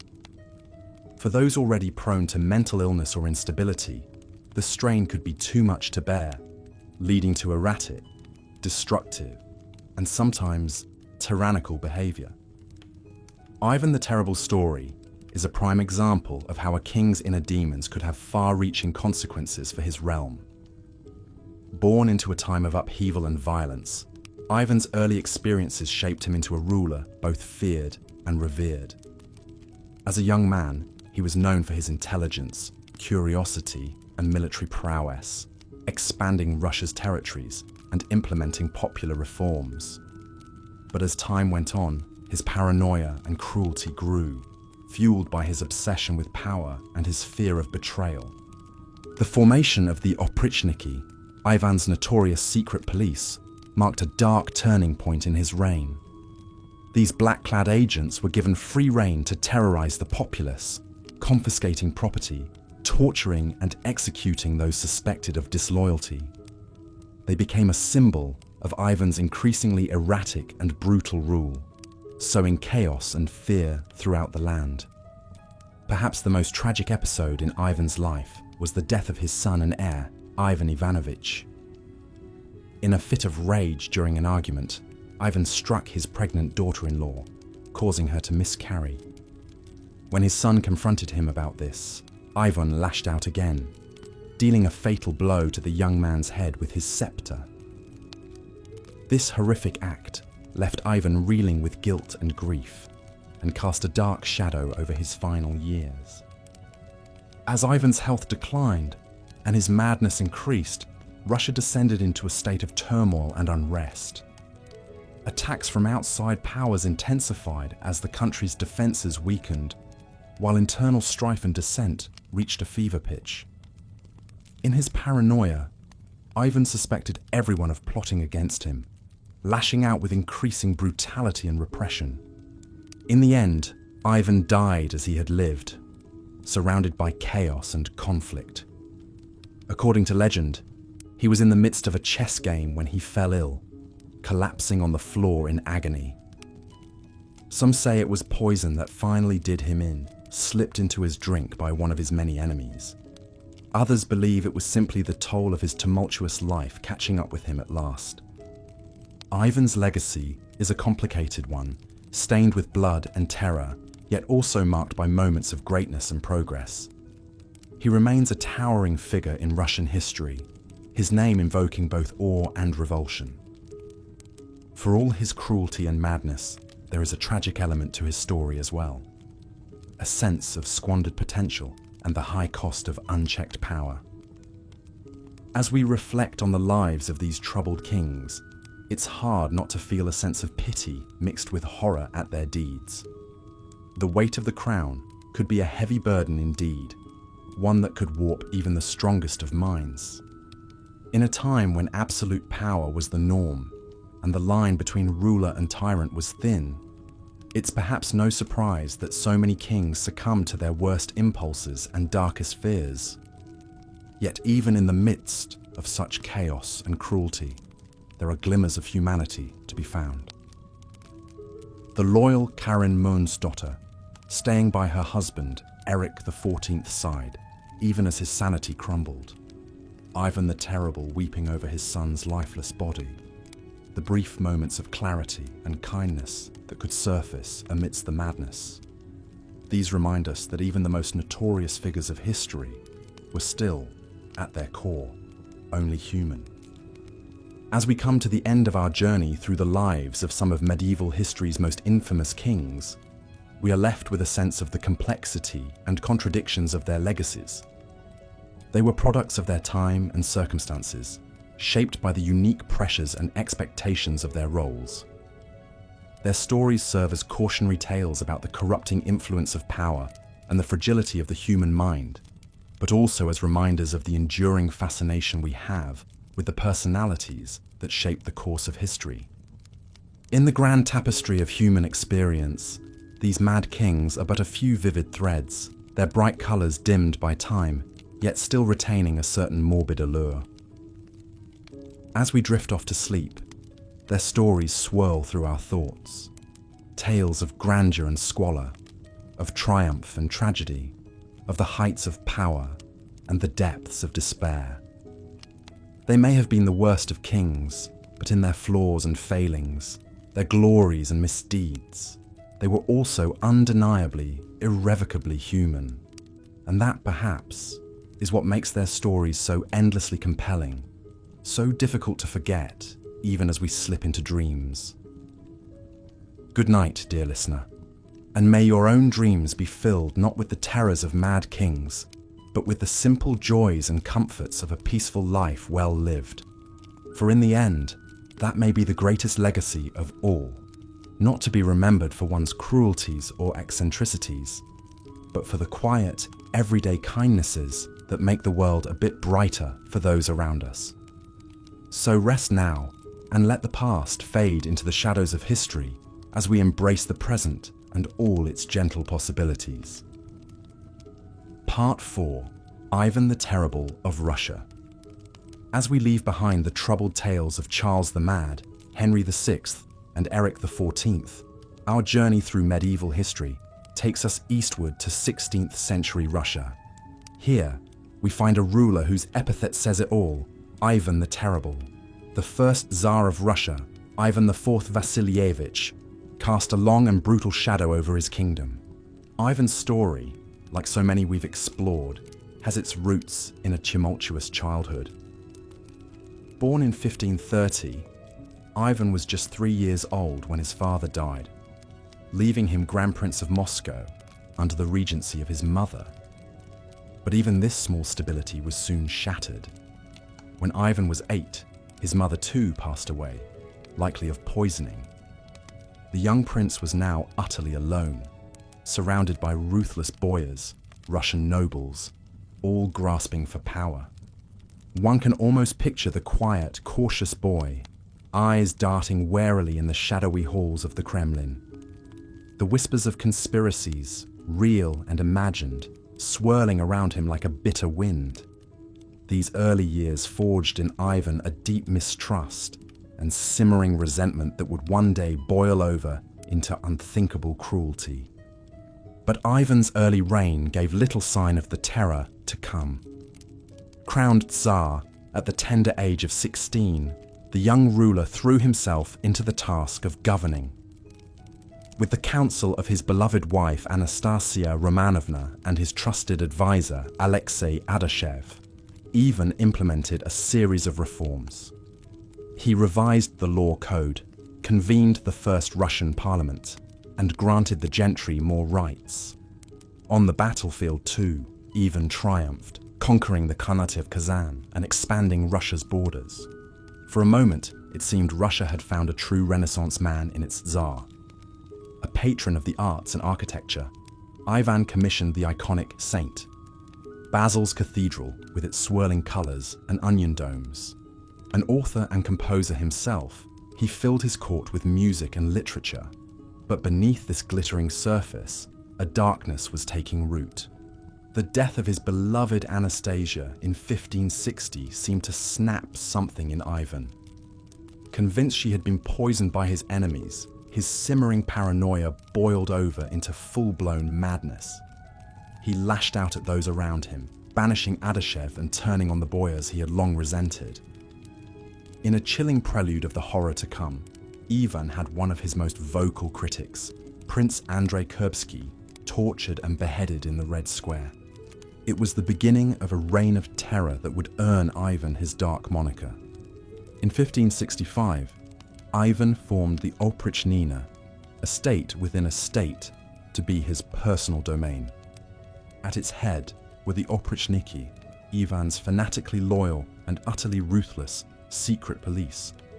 Dressed all in black and riding black horses, they cut a terrifying figure as they roamed the land, descending on towns like a murder of crows. No one was safe from their wrath. Boyars' clergy, Even entire cities fell victim to the oprichniki's merciless purges. In the city of Novgorod, once a prosperous center of trade, thousands were tortured and executed on Ivan's orders, their blood turning the Volkhov River crimson. It's said Ivan would watch the massacres with glee, his eyes alight with a terrible frenzy. But even in the midst of this madness, there were moments of startling lucidity and regret. In 1581, in a fit of rage, Ivan beat his pregnant daughter-in-law for wearing immodest clothing, causing her to miscarry. When his son and heir, Ivan Ivanovich, confronted him, the elder Ivan flew into a rage, striking his son with his scepter. The blow proved fatal. As Ivan cradled his dying son, his sanity seemed to return for a moment. He wept and begged forgiveness, but it was too late. With his heir dead and his kingdom in turmoil, Ivan descended into despair. He died in 1584, lonely and half mad, while playing a game of chess. Ivan the Terrible's legacy is one written in blood. His reign, which began with such promise, became a cautionary tale of unchecked power and madness. The Tsar, who had once been hailed as a reformer and cultural luminary, was now reviled as a tyrant. But perhaps there is a tragedy, too, in Ivan's story. A boy robbed of his childhood, consumed by paranoia and suspicion, who became the monster he feared. In the shadows of the Kremlin, one can almost hear the echoes of his tormented mind, a chilling reminder of the darkness that lies in the hearts of kings. As we let Ivan's tale fade into history's mists, we turn our attention to other eccentric monarchs, each with their own peculiar stories. From the reclusive Rudolf II to the ill-fated Charles II of Spain, these kings add their own brushstrokes to the colourful canvas of medieval madness. But those are tales for another night. For now, let the haunting spectre of Ivan the Terrible drift into the realm of uneasy dreams. A figure half shrouded in shadow and legend, forever etched into the annals of Russia's tumultuous past. As sleep beckons, ponder the fine line between greatness and insanity, and the heavy toll of power unrestrained. Good night, dear listener, and may your dreams be gentler than the memories of Ivan's reign. Part 5. Other Mad Monarchs. As the spectre of Ivan the Terrible fades into the darkness, we find ourselves once again adrift in the mists of history, our journey not yet complete. For the annals of the Middle Ages are filled with tales of kings whose eccentricities and afflictions set them apart from their peers. Some ruled from the shadows, their quirks talked about only in whispers. Others wore their peculiarities openly, leaving a mark as indelible as it was bizarre. Let us first turn our gaze to the court of Rudolf II, Holy Roman Emperor and King of Bohemia, Hungary, and Croatia. Born in 1552, Rudolf was a man of esoteric tastes, more at home among the beakers and tomes of his alchemical laboratories than in the halls of power. He was a great patron of the arts and sciences, filling his court with a menagerie of scholars, artists, and astronomers, including the great Danish astronomer Tycho Brahe. But even as Rudolf cultivated an air of Renaissance enlightenment, a strange malady took root in his mind. The king became convinced that he was made of glass, fragile and brittle. He refused to allow people to touch him, and even took to wearing thick, padded clothing to protect his delicate form. One can almost picture him moving gingerly through his chambers, a phantom king, as insubstantial as the spirits he sought to conjure in his alchemical experiments. Rudolf's obsession with the occult and his growing reclusiveness began to take its toll on his kingdom. He neglected the affairs of state, allowing tensions to simmer and the coffers to run dry. In the end, his own family turned against him. In 1611, Rudolf's brother Matthias deposed him, leaving the once great patron of the arts to live out his final months in isolation, haunted by the spectres of his own mind. Across the continent, in the glittering heart of the Byzantine Empire, we find another ruler undone by madness. Justin II, who reigned from 565 to 578, began his rule with vigor and ambition. But as the years wore on, his behavior grew increasingly erratic. He was prone to fits of manic laughter and sudden bursts of rage. He imagined himself in direct communication with the angel Gabriel and would often be found deep in conversation with the empty air. As Justin's delusions deepened, the business of governing fell to his wife, the Empress Sophia. But even her steady hand could not entirely stem the tide of chaos that Justin's madness unleashed. The empire's enemies, sensing weakness, pressed in from all sides. By the time Justin finally succumbed to his afflictions and abdicated the throne, the stage was set for years of tumult and decline. But perhaps no king better embodies the idea of monarchy undone by inbreeding and affliction than Charles II of Spain. Born in 1661, Charles was the product of generations of Habsburg intermarriage, a dynasty more tangled than a thicket of brambles. His tongue was so large he could barely speak. His jaw jutted out so far he struggled to chew his food. And beneath it all lurked a profound mental disability that left him utterly unequipped for the rigors of kingship. Charles's reign was one of unrelenting decline for the once great Spanish Empire. Unable to produce an heir, Charles left his kingdom to be carved up by his rival neighbors upon his death. The last of the Spanish Habsburgs, he was a king more to be pitied than reviled, a sad epitaph for a dynasty that had once been the envy of Europe. And so our journey through the gallery of mad monarchs comes to a close. From the glass delusions of Rudolf II to the inbred agonies of Charles II, these kings remind us of the strange twists that fate can take when power and affliction collide. Their stories are a testament to the sometimes gossamer boundary between greatness and insanity, and the heavy toll that the crown can take on even the most prepared of minds. But as we let these tales drift into the realm of dreams, let us also remember the humanity behind the history. These were not just kings, but men. Men burdened with the weight of nations, men struggling with demons both internal and external. In the flickering candlelight of the past, their shadows loom large, but their sorrows too are writ in the pages of time. And so, dear listener, as the veil of sleep descends, let these stories be a gentle reminder of the complexities of power and the fragility of the human mind. May you drift off to the whispers of ages past, secure in the knowledge that, for all their faults and foibles, these kings too were once as real as the breath in your lungs and the dreams in your head. Good night, and may the lessons of history guide you gently into the land of Nod. Conclusion.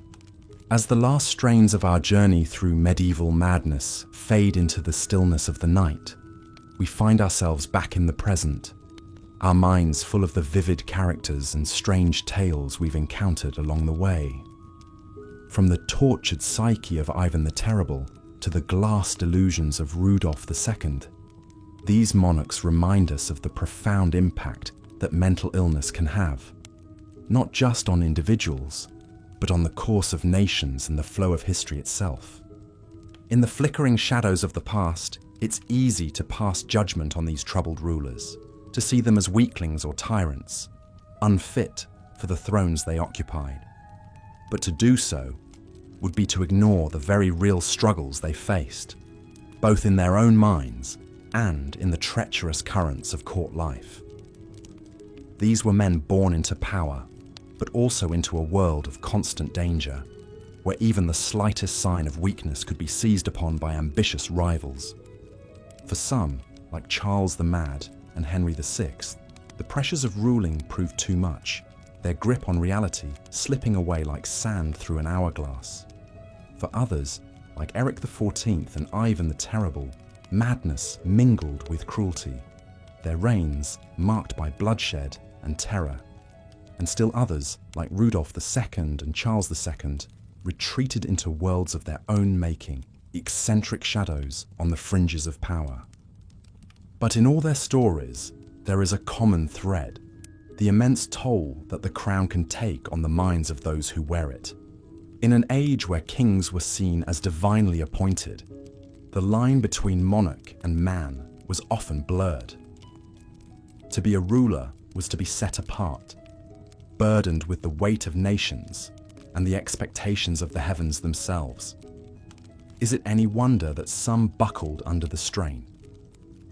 And yet, for all their flaws and failings, these kings left an indelible mark on the tapestry of history.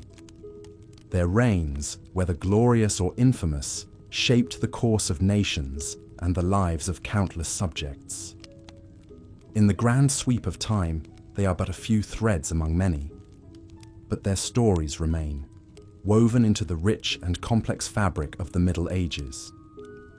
As we let these tales settle into the dim recesses of memory, ready to resurface in the hazy realm of dreams, let us ponder what lessons they might hold for us in our own age of power and ambition. The struggles of these long-dead kings may seem distant, but they speak to eternal truths about the human condition, about the fragility of the mind, and the corrupting influence of unchecked authority. In the end, perhaps the greatest lesson is one of empathy. The recognition that even the most powerful among us are, at their core, only human. That beneath the crowns and the robes, there beat hearts as vulnerable and as prone to suffering as any other. It is a reminder to treat power with caution and to remember that those who wield it are as deserving of understanding and compassion as any other soul on this earth. And so, dear listener, as you drift off into the welcoming embrace of sleep, let the tales of these troubled kings be a gentle reminder of the complexity of the human experience, in all its sorrow and all its strange beauty. May you find in their stories not just cautionary tales, but also glimmers of the shared humanity that binds us all, across the ages and across the divide of dreams and waking life. Good night, and may you wake to a world a little kinder, a little wiser, for the journey we've shared through the haunted pages of history. Here is the next part of the script for the worst kings in medieval history, Boring History for Sleep. As Ivan entered the final years of his reign, his physical and mental health continued to deteriorate. The once vital and commanding ruler was increasingly plagued by illness, pain, and bouts of instability. The strains of decades of tumultuous rule and personal tragedies had taken their toll. Ivan spent more and more time withdrawn in his personal chambers, brooding and lashing out at those around him. His relationship with his advisors and boyars grew ever more suspicious and tense. The Tsar saw enemies and conspiracies in every corner, his paranoia spiraling out of control. Sadly, even his own family was not spared from his growing madness and cruelty. In 1581, a tragic confrontation occurred that would haunt Ivan for the rest of his days. As the story goes, the Tsar entered the chambers of his pregnant daughter-in-law Helen to find her wearing what he considered immodest clothing. Enraged, Ivan viciously beat the young woman, causing her to miscarry the child. News of this assault reached Ivan's son and heir apparent, also named Ivan Ivanovich. The Tsarevich rushed to confront his father, demanding to know how he could commit such a heinous act.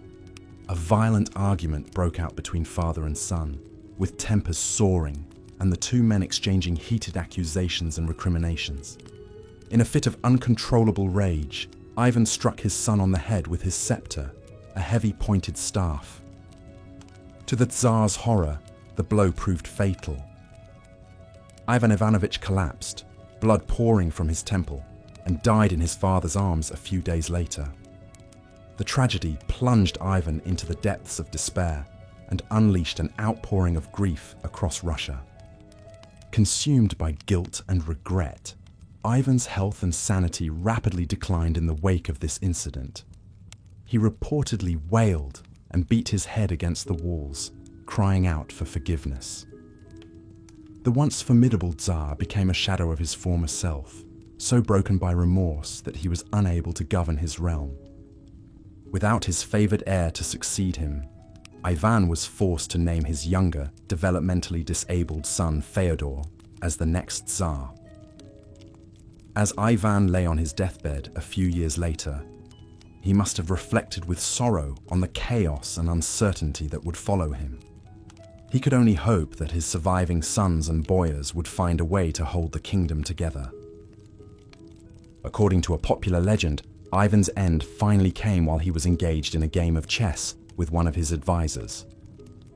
In the midst of pondering his next move, the Tsar suddenly collapsed from a stroke. As those around him rushed to his aid, Ivan lapsed into a coma and died shortly thereafter. It was a shockingly mundane conclusion to the tumultuous life of one of Russia's most notorious rulers. Ivan IV, Vasilievich, Ivan the Terrible, was laid to rest in the Archangel Cathedral among the tombs of his ancestors. The controversial ruler left behind a complicated legacy. He was a man capable of great cruelty and violence, but also one who sought to unify and strengthen the Russian state. He expanded its borders, implemented reforms, and laid the foundation for the absolute monarchy that would endure for centuries. But Ivan was also responsible for a reign of terror that traumatized his people. Thousands were killed, tortured, and exiled under his rule. The Oprichnina secret police sowed chaos and fear.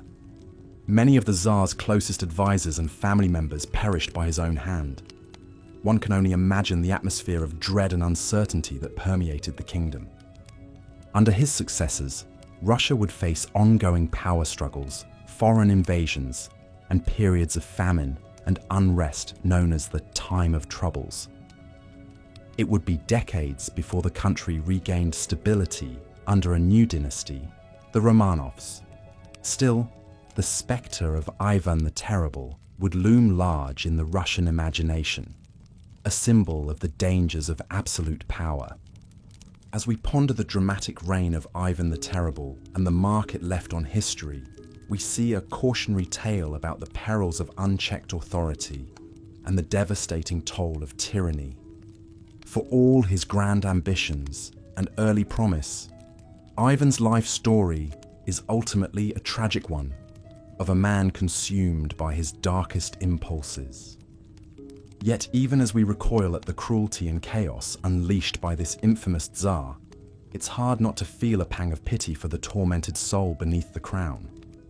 Ivan was a product of his time, scarred by the violence and intrigues that swirled around him from a young age. One wonders how differently the course of his life and rule might have unfolded, had he known more love and peace instead of suspicion and strife. The story of Ivan the Terrible is a vivid reminder of the weight of power and the toll it can take on those who wield it. It invites us to reflect on the qualities we seek in our leaders and the importance of tempering strength with wisdom, compassion, and restraint. Let us hope that the painful lessons of the past can light the way to a future of more enlightened rule. And so, as we bid goodnight to the tumultuous tale of Tsar Ivan IV, we gently turn our thoughts to the other mad monarchs who have captured the historical imagination. From the hills of Bohemia to the halls of Byzantium, rulers through the ages have grappled with inner demons and the heavy burdens of sovereignty.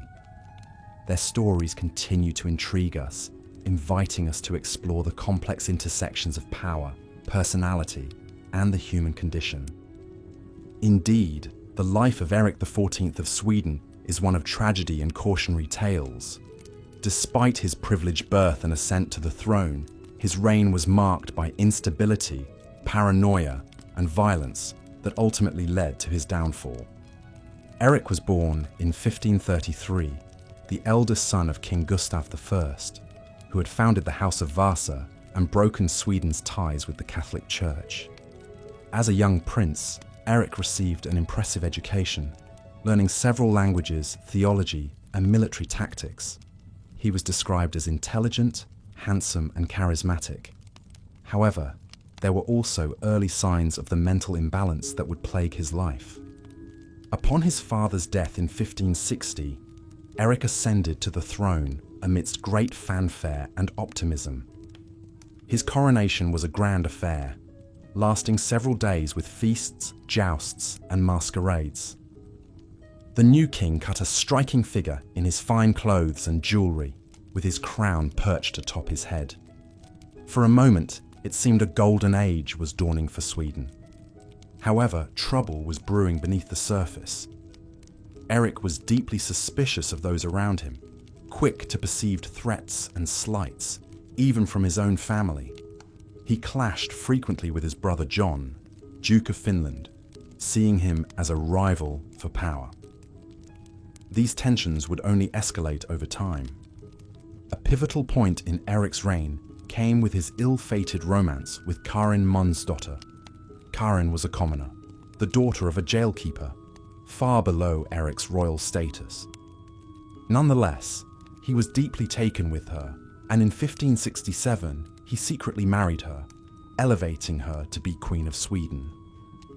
The match scandalized the nobility, who saw it as an affront to their status and traditions. The controversy surrounding the marriage only fueled Eric's growing paranoia. He became convinced that Karin's detractors, including his own family, were plotting against him. His behavior grew increasingly erratic, prone to violent outbursts and delusions. He would pace the castle halls late into the night, muttering of conspiracies and betrayals.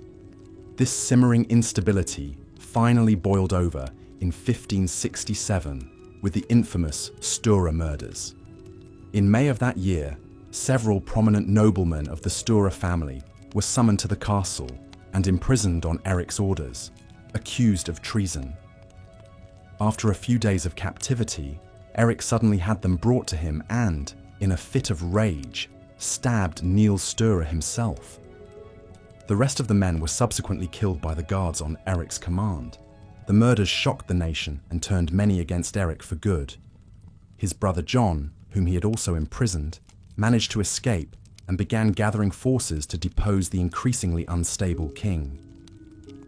Over the next year, a power struggle raged until finally John's forces captured Stockholm in 1568. Eric was forced to abdicate and John was crowned king in his place. Eric spent the rest of his life imprisoned, moving between various castles and strongholds. Despite his fall from power, Karin remained loyal to him, voluntarily sharing his imprisonment and providing what comfort she could. It is said Eric took some solace in music during these dark years, playing the lute and writing songs lamenting his fate. As time passed, Eric's mental state continued to deteriorate. He grew increasingly delusional, claiming at times to be a prophet or even God himself. There were periods he would refuse to eat, believing his food was poisoned. His once sharp mind slipped further and further into confusion and despair. Eric died in 1577 at the age of 43, likely from arsenic poisoning, though whether this was suicide, an accident from his experiments with alchemy, or murder on the orders of his brother John remains disputed. Looking back, it is hard not to feel some sympathy for Eric XIV. While his actions were undeniably cruel and his rule catastrophic for Sweden, he also seems to be a tragic figure, undone by mental illness beyond his control. His is a story of wasted potential, of a life unraveled by madness and isolation. In the end, perhaps the kindest thing that can be said of Eric is that he was as much a victim of his demons as those who suffered under his reign. A man who had everything, but in the depths of his mind had nothing at all. As we move on from the sad tale of Eric XIII, we turn our gaze east to the vast expanse of Russia and one of its most infamous rulers, Ivan IV Vasilievich, better known to history as Ivan the Terrible. Born in 1530, Ivan was given the title of Grand Prince of Moscow at the mere age of 3, after the death of his father Vasily III. His mother, Elena Glinskaya, initially acted as his regent, but she too died when Ivan was only 8. leaving the young prince at the mercy of Russia's warring nobility in their struggle for power and influence. These boyar elites took little interest in Ivan's care or education, essentially leaving him to fend for himself in the treacherous world of the Kremlin court. It was a cold, lonely childhood for the future Tsar, marked by deprivation, humiliation, and frequent abuse. Ivan would later recount how he and his deaf-mute younger brother Yuri were often left so hungry they had to beg for scraps from the palace staff. This grim upbringing undoubtedly left deep scars on Ivan's psyche. He grew up isolated and mistrustful, with a simmering resentment towards the nobility who had neglected and mistreated him. Even at a young age, there were glimpses of the cruelty to come, like when he was found tormenting small animals for amusement. Despite these dark beginnings, Ivan was a highly intelligent and ambitious youth. He was a voracious reader, devouring religious texts and historical chronicles with equal enthusiasm. He began to see himself as the divinely chosen ruler of Russia, tasked with restoring the prestige and power of the monarchy against the grasping boyars. This conviction became reality in 1547 when, at 16 years old, Ivan was officially crowned as the first Tsar of all Russia in an elaborate ceremony at the Dormition Cathedral. With the tolling bells and rising incense, Russia entered a new age of autocratic rule. Ivan wasted no time in stamping his authority on the state and beginning his life's work of expanding Russia's borders. In the early years of his reign, he enacted a series of popular reforms, revising the law code, convoking the First National Assembly, and reorganizing local government to give more control to the crown. He also led a series of successful military campaigns against the Tatar Khanates to the east and south, annexing vast new territories for Russia. For a time, Ivan was hailed as a hero by the Russian people for his strong leadership and victories against the old enemies of Rus. He cut an impressive figure, standing over 6 feet tall, with a muscular build and piercing eyes that were said to make men tremble. When he spoke, it was with a quick wit and eloquence that could charm or terrify as the mood took him. But all was not well in Ivan's mind and soul. He was prone to bouts of melancholy and paranoia, seeing conspiracies and betrayals all around him. His temper was notoriously mercurial, flashing from joviality to murderous rage in an instant. As the years passed, these darker impulses would come to dominate his reign.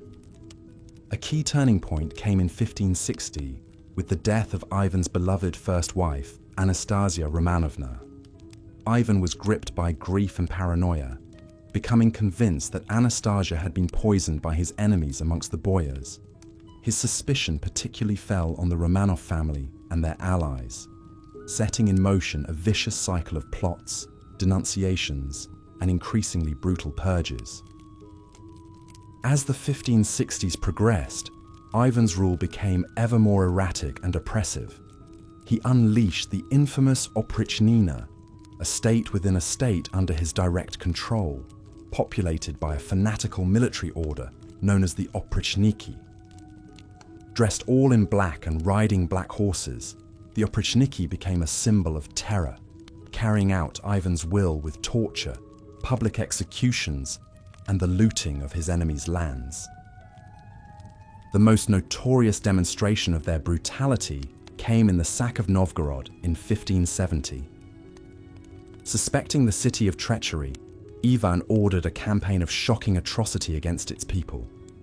Thousands were tortured and killed, homes and churches burned, and women and children violently assaulted.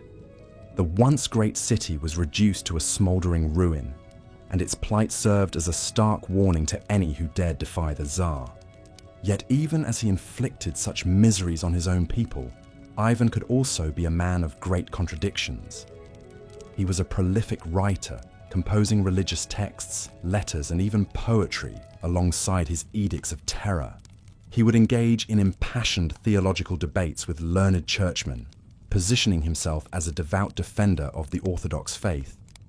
Famously, he carried on a long correspondence with Queen Elizabeth I of England, in which the two bantered, argued, and even considered the possibility of marriage to cement an alliance.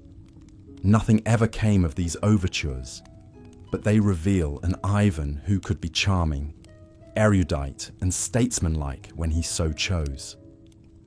Tragically, it was in his own family that Ivan's inner demons found their most devastating expression. In 1581, in the midst of a heated argument, he struck his pregnant daughter-in-law, causing her to miscarry. When his eldest son and heir, Ivan Ivanovich, confronted him over this, the Tsar flew into a rage and beat the young man, fatally injuring him with his scepter. In the aftermath, Ivan was consumed by despair, weeping over his son's corpse and begging for forgiveness. But the damage to his line and legacy was done. His later heirs were all sickly, and the dynasty would die out soon after Ivan, throwing Russia into the chaos of the time of troubles. In his final years, Ivan's health declined precipitously, likely worsened by mercury poisoning from his alchemical experiments. He grew increasingly withdrawn and depressive, spending long hours in prayer and penance for his sins. It is said he would often ring a special bell to call the people to mass, only to then rail at them for their wickedness when they assembled. Ivan the Terrible died in March 1584, collapsing suddenly while playing a game of chess. The official cause was listed as a stroke, but rumors persisted of poison, either administered by his enemies or taken himself to escape his misery. Whatever the truth, his death marked the end of an era in Russian history. Looking back, Ivan IV remains one of the most complex and controversial figures ever to rule Russia. His centralization of state power and expansionist wars laid the groundwork for the rise of Imperial Russia as a great European power in later centuries. At the same time, his cruel excesses and the Oprichnina terror traumatized Russian society and may have planted the seeds of autocracy that later bore such bitter fruit. In Russian folklore, he has been portrayed as both a great hero and a villainous monster, reflecting the deep ambivalence in the national memory. Was he a strong leader who did what had to be done to protect Russia, or a sadistic madman who plunged his country into suffering? Opinions remain divided to this day. What seems clear is that Ivan's rule cannot be separated from his deeply damaged psyche. The childhood of abuse and insecurity, the loss of his beloved wife, the gnawing paranoia and suspicion, all these twisted and warped his mind, leading him to commit atrocities even as he sought to do great things. In the end, perhaps Ivan the Terrible is best understood as a tragic figure in the Shakespearean mould, a man of great gifts brought low by the very flaws that made him exceptional. His life is a cautionary tale about the dangers of unchecked power mixed with an unstable mind, and the terrible human cost when a leader's inner demons are unleashed on the world. Moving on from the dark depths of Ivan the Terrible's reign, we come now to a selection of other rulers throughout medieval history who earned a reputation for eccentricity, madness, or just plain oddness during their time on the throne. One such figure is Rudolf II, Holy Roman Emperor from 1576 to 1612.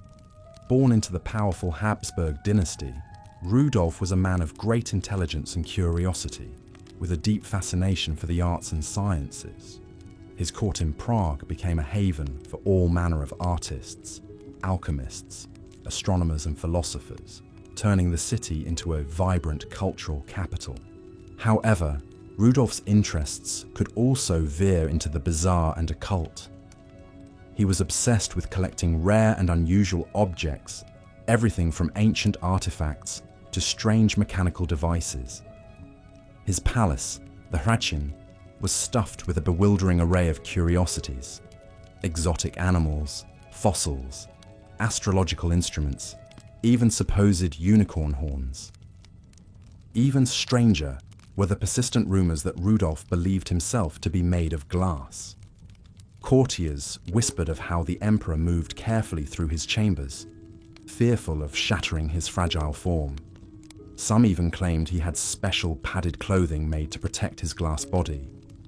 Whether there was any truth to these stories, or if they were just a metaphor for Rudolf's increasing mental and physical frailty, remains uncertain.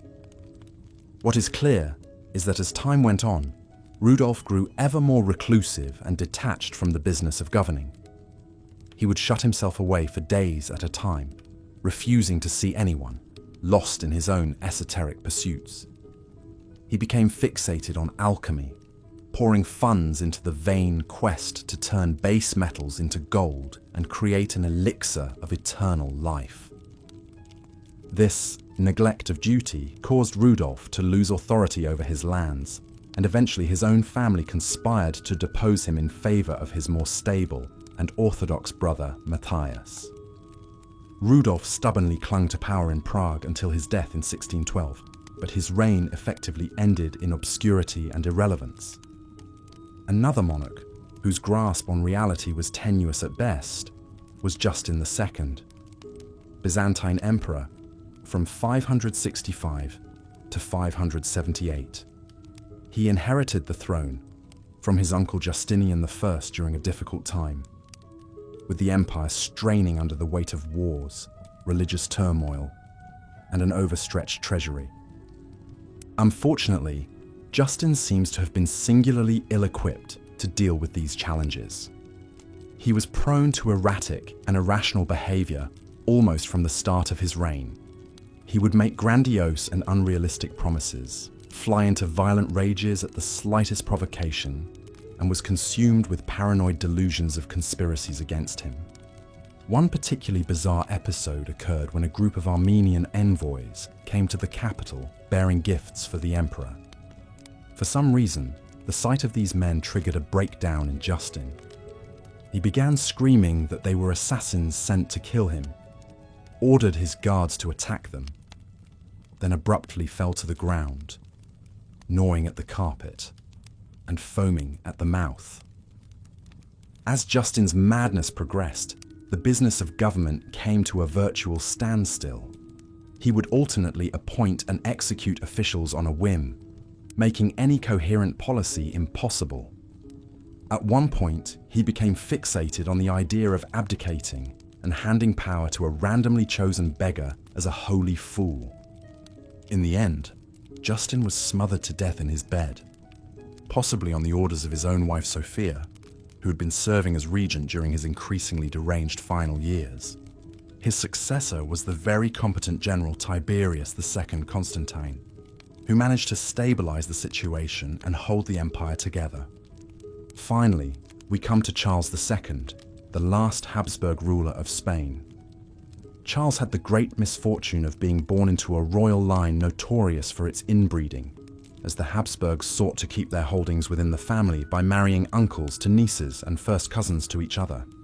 The result was that Charles was beset by a shocking array of physical and mental disabilities. His jaw was so deformed he could barely speak or chew his food. He was short, weak, and constantly ill with digestive problems. Most cruelly, his mind never progressed beyond that of a child, leaving him utterly unequipped for the demands of kingship. Throughout his reign, Spain was essentially ruled by regents and validos, royal favorites, while Charles remained a sad figurehead. He had a few simple pleasures in life, like playing with his collection of clocks and watching court dwarfs fight mock battles, but he was painfully aware of his own limitations. Once, when a visiting French diplomat tactlessly praised the Escorial Palace outside Madrid, Charles memorably replied, "It is not a palace that belongs to a king. It is a palace that belongs to God, and which is inhabited by a poor fool like me." Charles died childless in 1700 at the age of 38, his various infirmities having rendered him infertile. In one last bit of absurdity, the autopsy revealed his body did not contain a single drop of blood, and his heart was the size of a peppercorn. His death sparked the huge war of the Spanish succession over the remnants of the once great Spanish Empire in Europe. These are just a few examples of the many rulers through medieval history who, for one reason or another, earned a place in the annals of infamy with their unusual behavior or tragic struggles with their own minds. In some cases, like Charles II, they were the victims of circumstance, born into impossible situations they had no hope of mastering.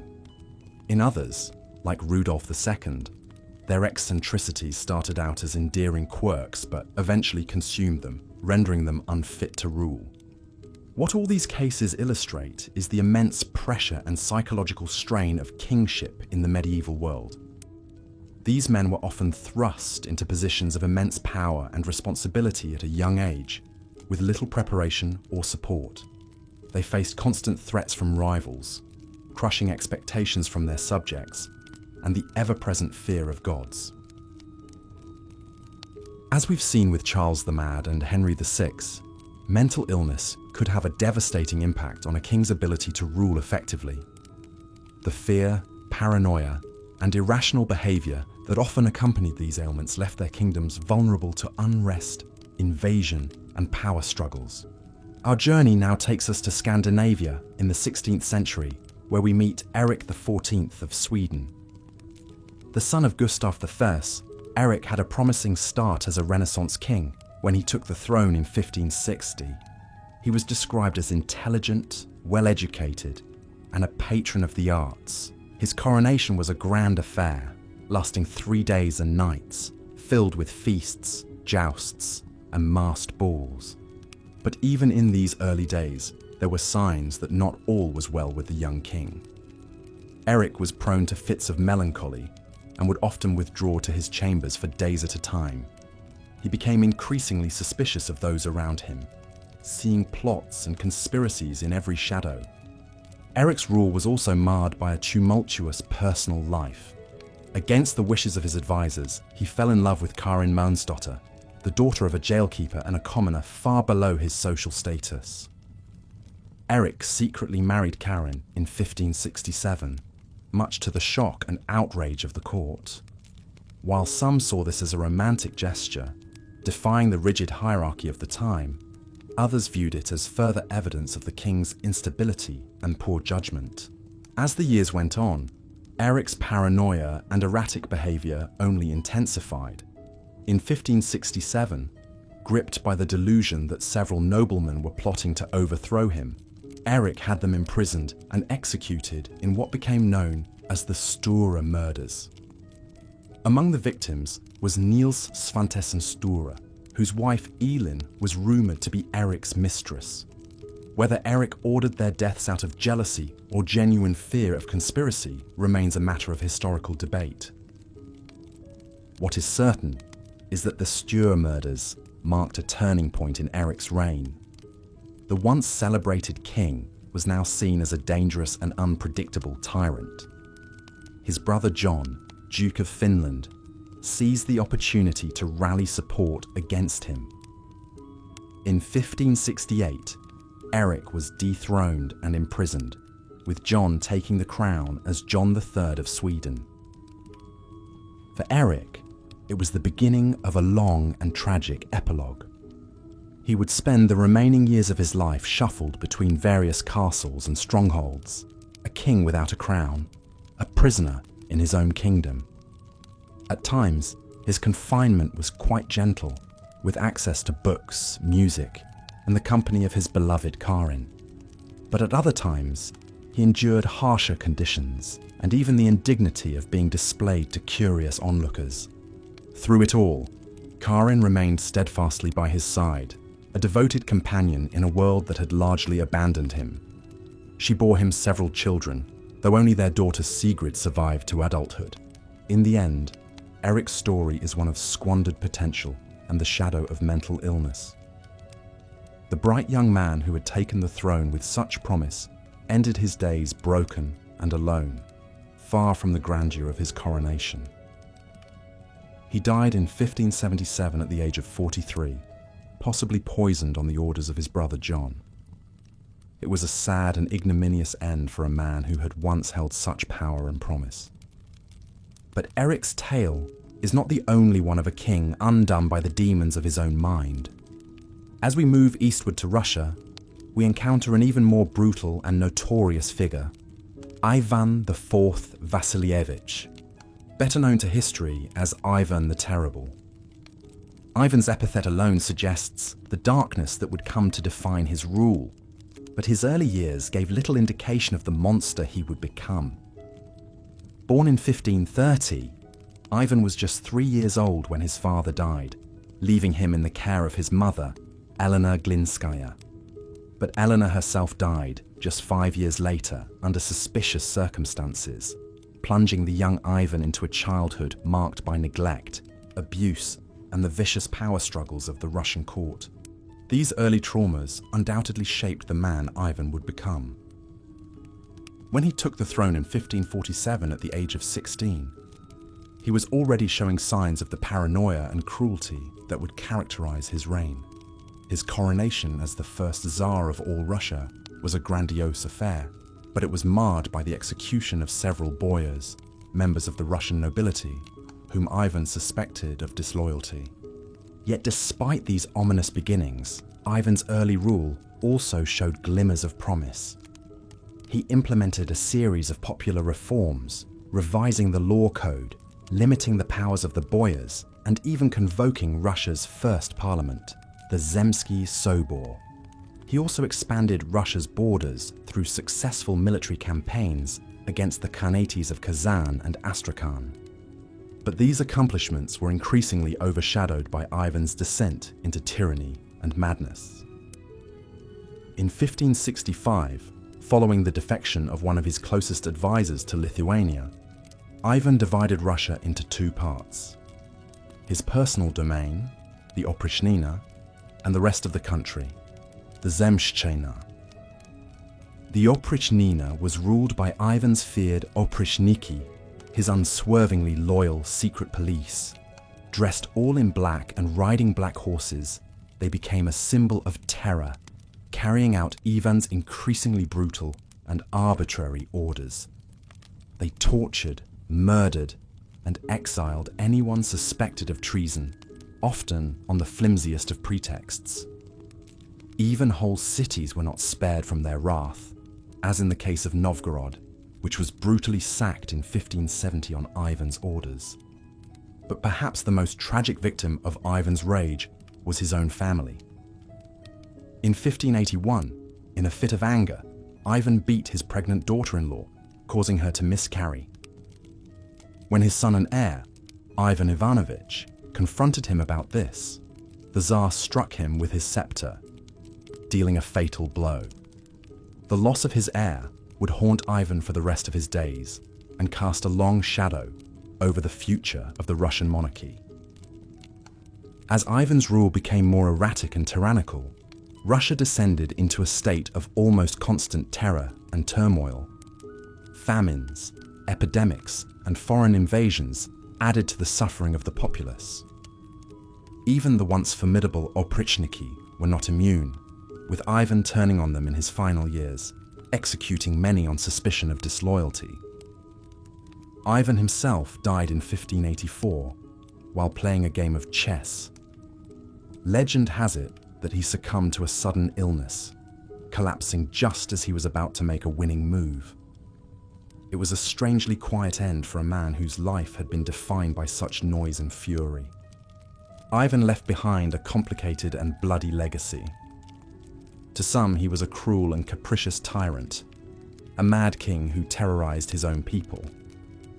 To others, he was a strong and effective ruler who expanded Russian power and laid the groundwork for the future empire. The truth, as is often the case, lies somewhere in between. What is certain is that Ivan's reign cast a long and dark shadow over Russian history. His brutality and paranoia set a dangerous precedent for future rulers and contributed to the idea of the Tsar as an all-powerful, divinely appointed autocrat. It would be a notion that would shape Russian politics and society for centuries to come. But Ivan was far from the last monarch to be touched by madness. Across Europe, the spectre of mental illness would continue to haunt the halls of power. In Bohemia, there was Rudolf II, the reclusive emperor who thought he was made of glass. In the Byzantine Empire, Justin II's delusions and erratic behavior plunged his realm into chaos. And in Spain, Charles II's inbreeding and disabilities marked the sad decline of the once mighty Habsburg dynasty. Each of these kings had their own unique struggles and stories. Rudolf II, for instance, was a great patron of the arts and sciences, filling his court with alchemists, astronomers, and artists. But he was also deeply paranoid, refusing to allow anyone to touch him for fear of shattering his supposed glass body. Justin II, on the other hand, was known for his wild mood swings and grandiose delusions. He once appointed his pet cat as the governor of Egypt and would often run through the palace howling like a dog. His behavior grew so erratic that his wife had to rule in his stead. And then there was Charles II, the last of the Spanish Habsburgs. Born the product of generations of inbreeding, Charles suffered from a host of physical and mental disabilities. He could barely speak or walk and was prone to bouts of depression and fits of rage. His inability to produce an heir spelled the end of the Habsburg dynasty in Spain. These stories, while tragic, also offer us a glimpse into the very human struggles of those who wore the crown. They remind us that even the most powerful and privileged were not immune to the ravages of mental illness and the pressures of their position. In a way, these mad monarchs are a testament to the resilience of the human spirit.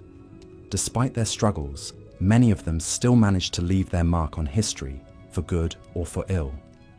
They built great palaces, patronized the arts, and changed the course of nations. Their stories, however dark, are an integral part of the tapestry of human history. As we come to the end of our journey through the lives of these troubled kings, it's worth reflecting on what their stories can teach us. Perhaps they serve as a reminder of the importance of empathy and understanding, even for those in positions of power. Perhaps they caution us about the dangers of unchecked authority and the need for limits on even the most exalted of offices. Or perhaps they simply offer us a more nuanced and human view of history, one that acknowledges the frailties and flaws of even the most towering figures. In the end, these mad kings were not just rulers, but men with all the complexities and contradictions that entails. As we lay our heads down to rest, let us ponder these stories and the lessons they hold. Let us dream of a world where power is tempered with compassion, where even the mightiest are not beyond the reach of understanding and mercy. And so, good night, dear listener. May your dreams be filled not with the terrors of tyrants, but with the hope of a kinder, gentler world. May you rest easy, knowing that the mad kings of old are but a distant memory, and that a new day dawns, full of promise and possibility. Good night, and sweet dreams. As we explored in our last segment, mental illness could have a profound impact on the reigns of medieval kings, often with tragic consequences for both the monarch and their realm. But madness was not the only trait that could make for a disastrous ruler. Cruelty, pettiness, and plain incompetence also had their place in the rogues gallery of medieval monarchs. One king who combined several of these unfortunate qualities was John, King of England, from 1199 to 1216. The youngest son of Henry II and Eleanor of Aquitaine, John was never expected to inherit the throne. But after the death of his elder brother Richard the Lionheart, John found himself wearing the crown. And from the start, he seemed singularly unfit for the role. John had a talent for making enemies and alienating allies. He was notoriously cruel and petty, once ordering the capture of a particularly bothersome archdeacon and having him pressed to death under weights. He also had a habit of seducing, or some say assaulting, the wives and daughters of his barons, a pastime that won him few friends among the nobility. But it was John's bungling of the war with France that truly earned him infamy. Through a series of military blunders and diplomatic missteps, John managed to lose most of England's territory on the continent, including the ancestral lands of Normandy and Anjou. This was a devastating blow to the prestige and coffers of the English crown. Back home, John's heavy-handed attempts to raise funds and quash opposition only brought more turmoil. He was constantly at odds with his barons and the church. His clumsy attempts to install his own archbishop led Pope Innocent III to place England under a crushing interdict, suspending religious rights across the country. Tensions reached a breaking point in 1215, when a group of rebel barons took up arms against the king. Hopelessly outnumbered, John was forced to sign the Magna Carta, a charter of liberties that placed limits on the power of the crown. Though John almost immediately reneged on the deal, the Magna Carta would become a cornerstone of English law and a symbol of the fight against tyranny. But John's story doesn't end there.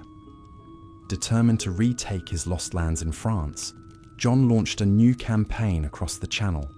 It was there, while pillaging his way through the Loire Valley, that John contracted dysentery. The evil shit, as one contemporary put it, would be the end of him.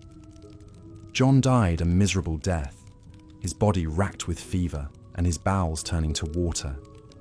It was an ignominious end for a king whose reign had brought England to the brink of ruin. John's failures as a ruler were manifold.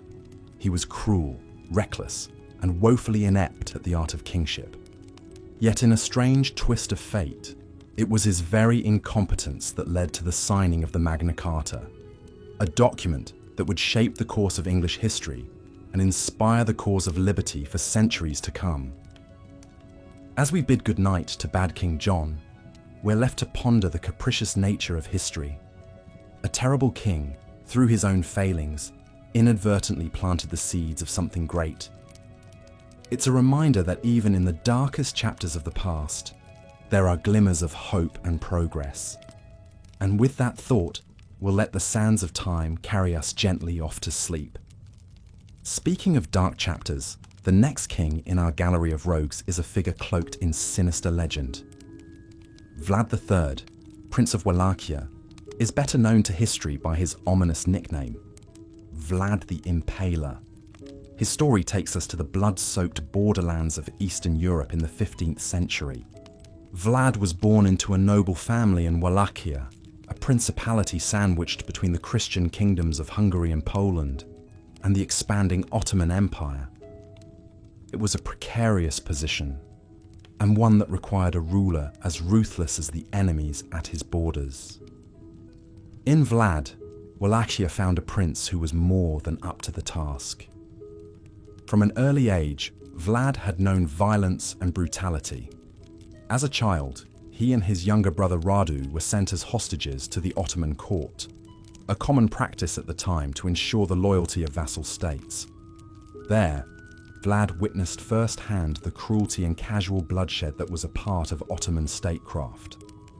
When Vlad finally took the throne of Wallachia in 1456, he was determined to rule with an iron fist.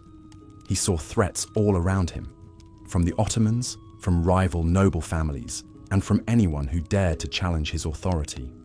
And he met these threats with a singular brand of brutality that would make him a legend.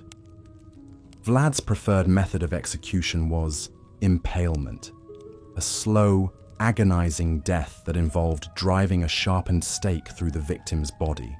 It was a punishment he meted out with terrifying enthusiasm, sometimes impaling hundreds or even thousands at a time.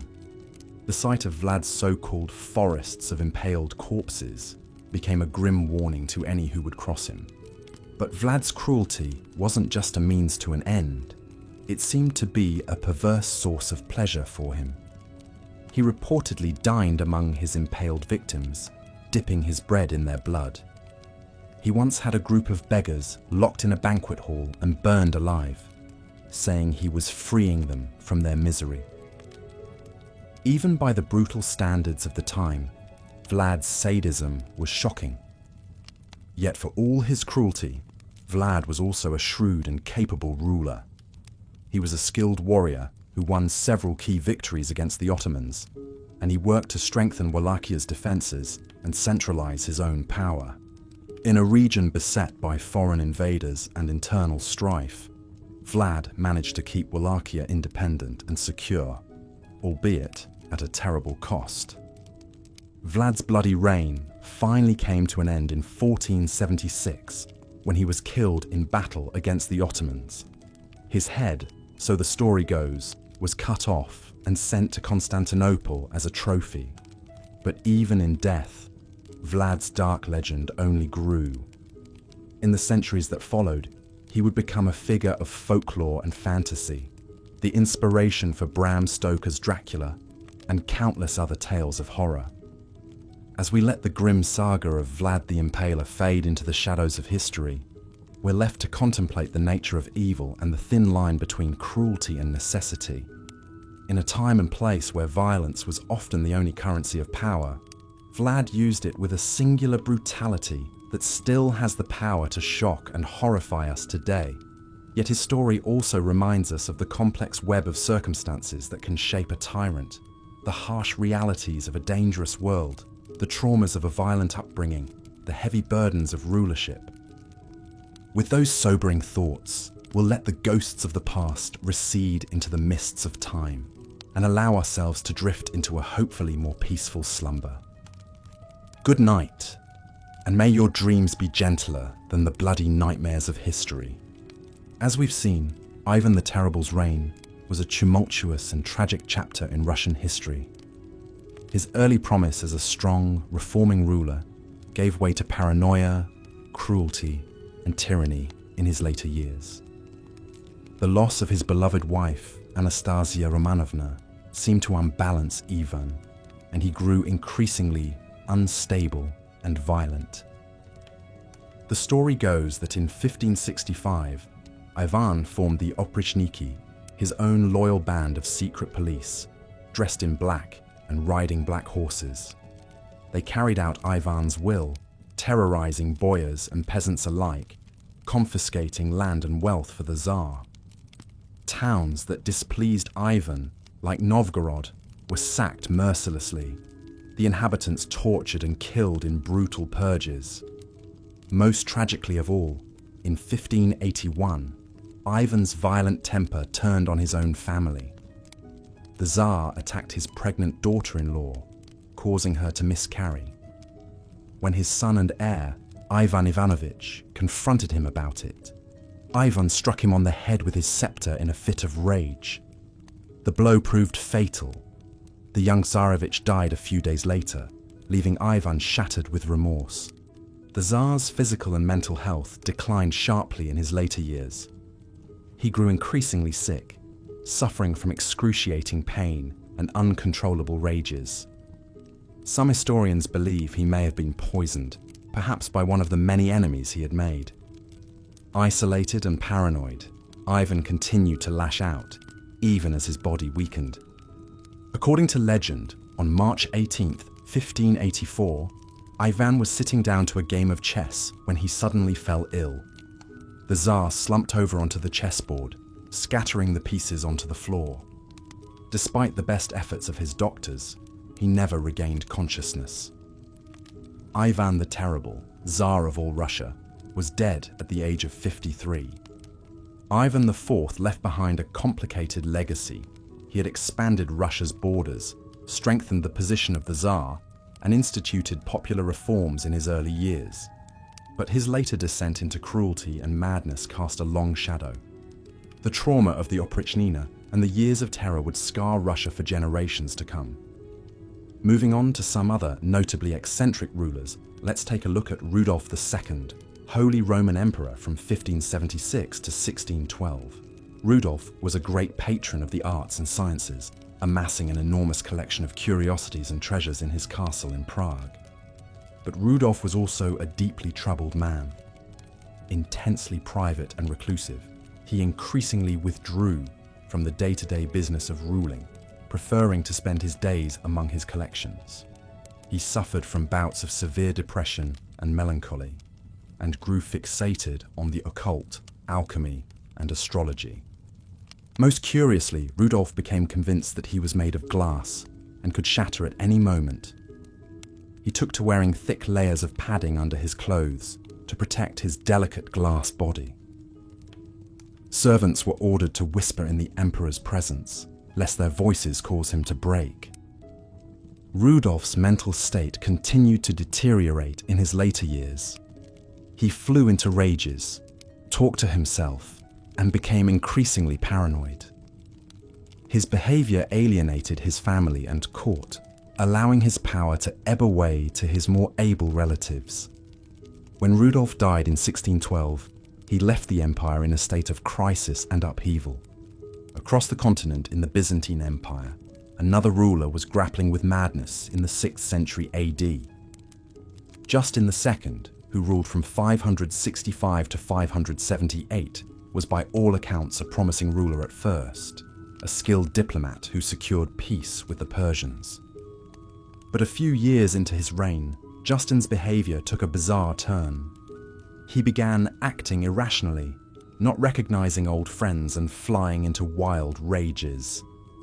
He alternately laughed and wept uncontrollably. He even took to barking like a dog during audiences, biting his attendants as they tried to restrain him. As Justin slipped deeper into insanity, the empire fell into disarray. The government ground to a halt, the army went unpaid, and the Avars and Slavs threatened the frontiers. Eventually, Justin's wife Sophia conspired with the ailing emperor's friend Tiberius to push Justin aside, ruling as his regents until his death in 578. Later, in 17th century Spain, the final Habsburg ruler Charles II earned the unflattering moniker the Bewitched. Born in 1661, Charles was the unfortunate product of generations of inbreeding among the Spanish Habsburgs who sought to keep their bloodline pure. As a result, Charles suffered a litany of physical and developmental disabilities. He didn't learn to walk until he was 8, or speak fully until 10. His tongue was so large he struggled to chew and speak. He suffered digestive problems and epileptic fits. Most tellingly, his Habsburg jaw was so pronounced he couldn't fully close his mouth. Charles's disabilities left him unable to rule effectively. He was a puppet for competing court factions, manipulated by those around him. When asked who should succeed him as his health failed, he allegedly replied, "I don't know. I'm only a fool." When Charles II died childless in 1700, he was the last of the Spanish Habsburg line. The question of his succession would spark a major European conflict, the War of the Spanish Succession. His death marked the end of an era for a dynasty plagued by the ill effects of inbreeding. As we've explored these stories of mad monarchs through the ages, a few themes emerge. The immense stress and pressure of ruling, often from a young age, took a toll on the mental health of many kings. In an age before mental illness was well understood, their erratic behavior could have devastating consequences for their realms. Their stories also highlight the importance medieval rulers placed on having a competent male heir. Without a clear line of succession, instability and power struggles often followed, as we saw with Charles the Mad's France or Henry VI England. Looking back with modern eyes, it's hard not to feel some sympathy for these tragic figures, grappling with inner demons in a very public role. While some like Ivan the Terrible used their power to lash out cruelly, others like Justin II and Charles II come across as sad cases, powerless against their afflictions. In the end, perhaps these mad monarchs are a reminder of the very human frailties of even the most powerful rulers. For all their wealth and status, kings were not immune to the same mental and physical illnesses that could strike down any medieval man or woman. As we finish our journey through these strange chapters of medieval history, I hope these stories of mad kings and ill-fated reigns have been an intriguing peek into the complex lives of rulers past, with just enough drama to keep you from nodding off completely. And with that, Our tour of eccentric sovereigns and medieval madness has reached its end. If you've enjoyed this bedtime foray into the annals of history, perhaps you'll join me again sometime. Please do like or subscribe if you'd care to hear more quirky tales of bygone days and long-dead kings, or if my droning on has proven a reliably soporific tonic. But for now, as the medieval world fades into the mists of dreams, I bid you good night and wish you a mercifully more peaceful and stable slumber than our poor mad monarchs. Sweet dreams.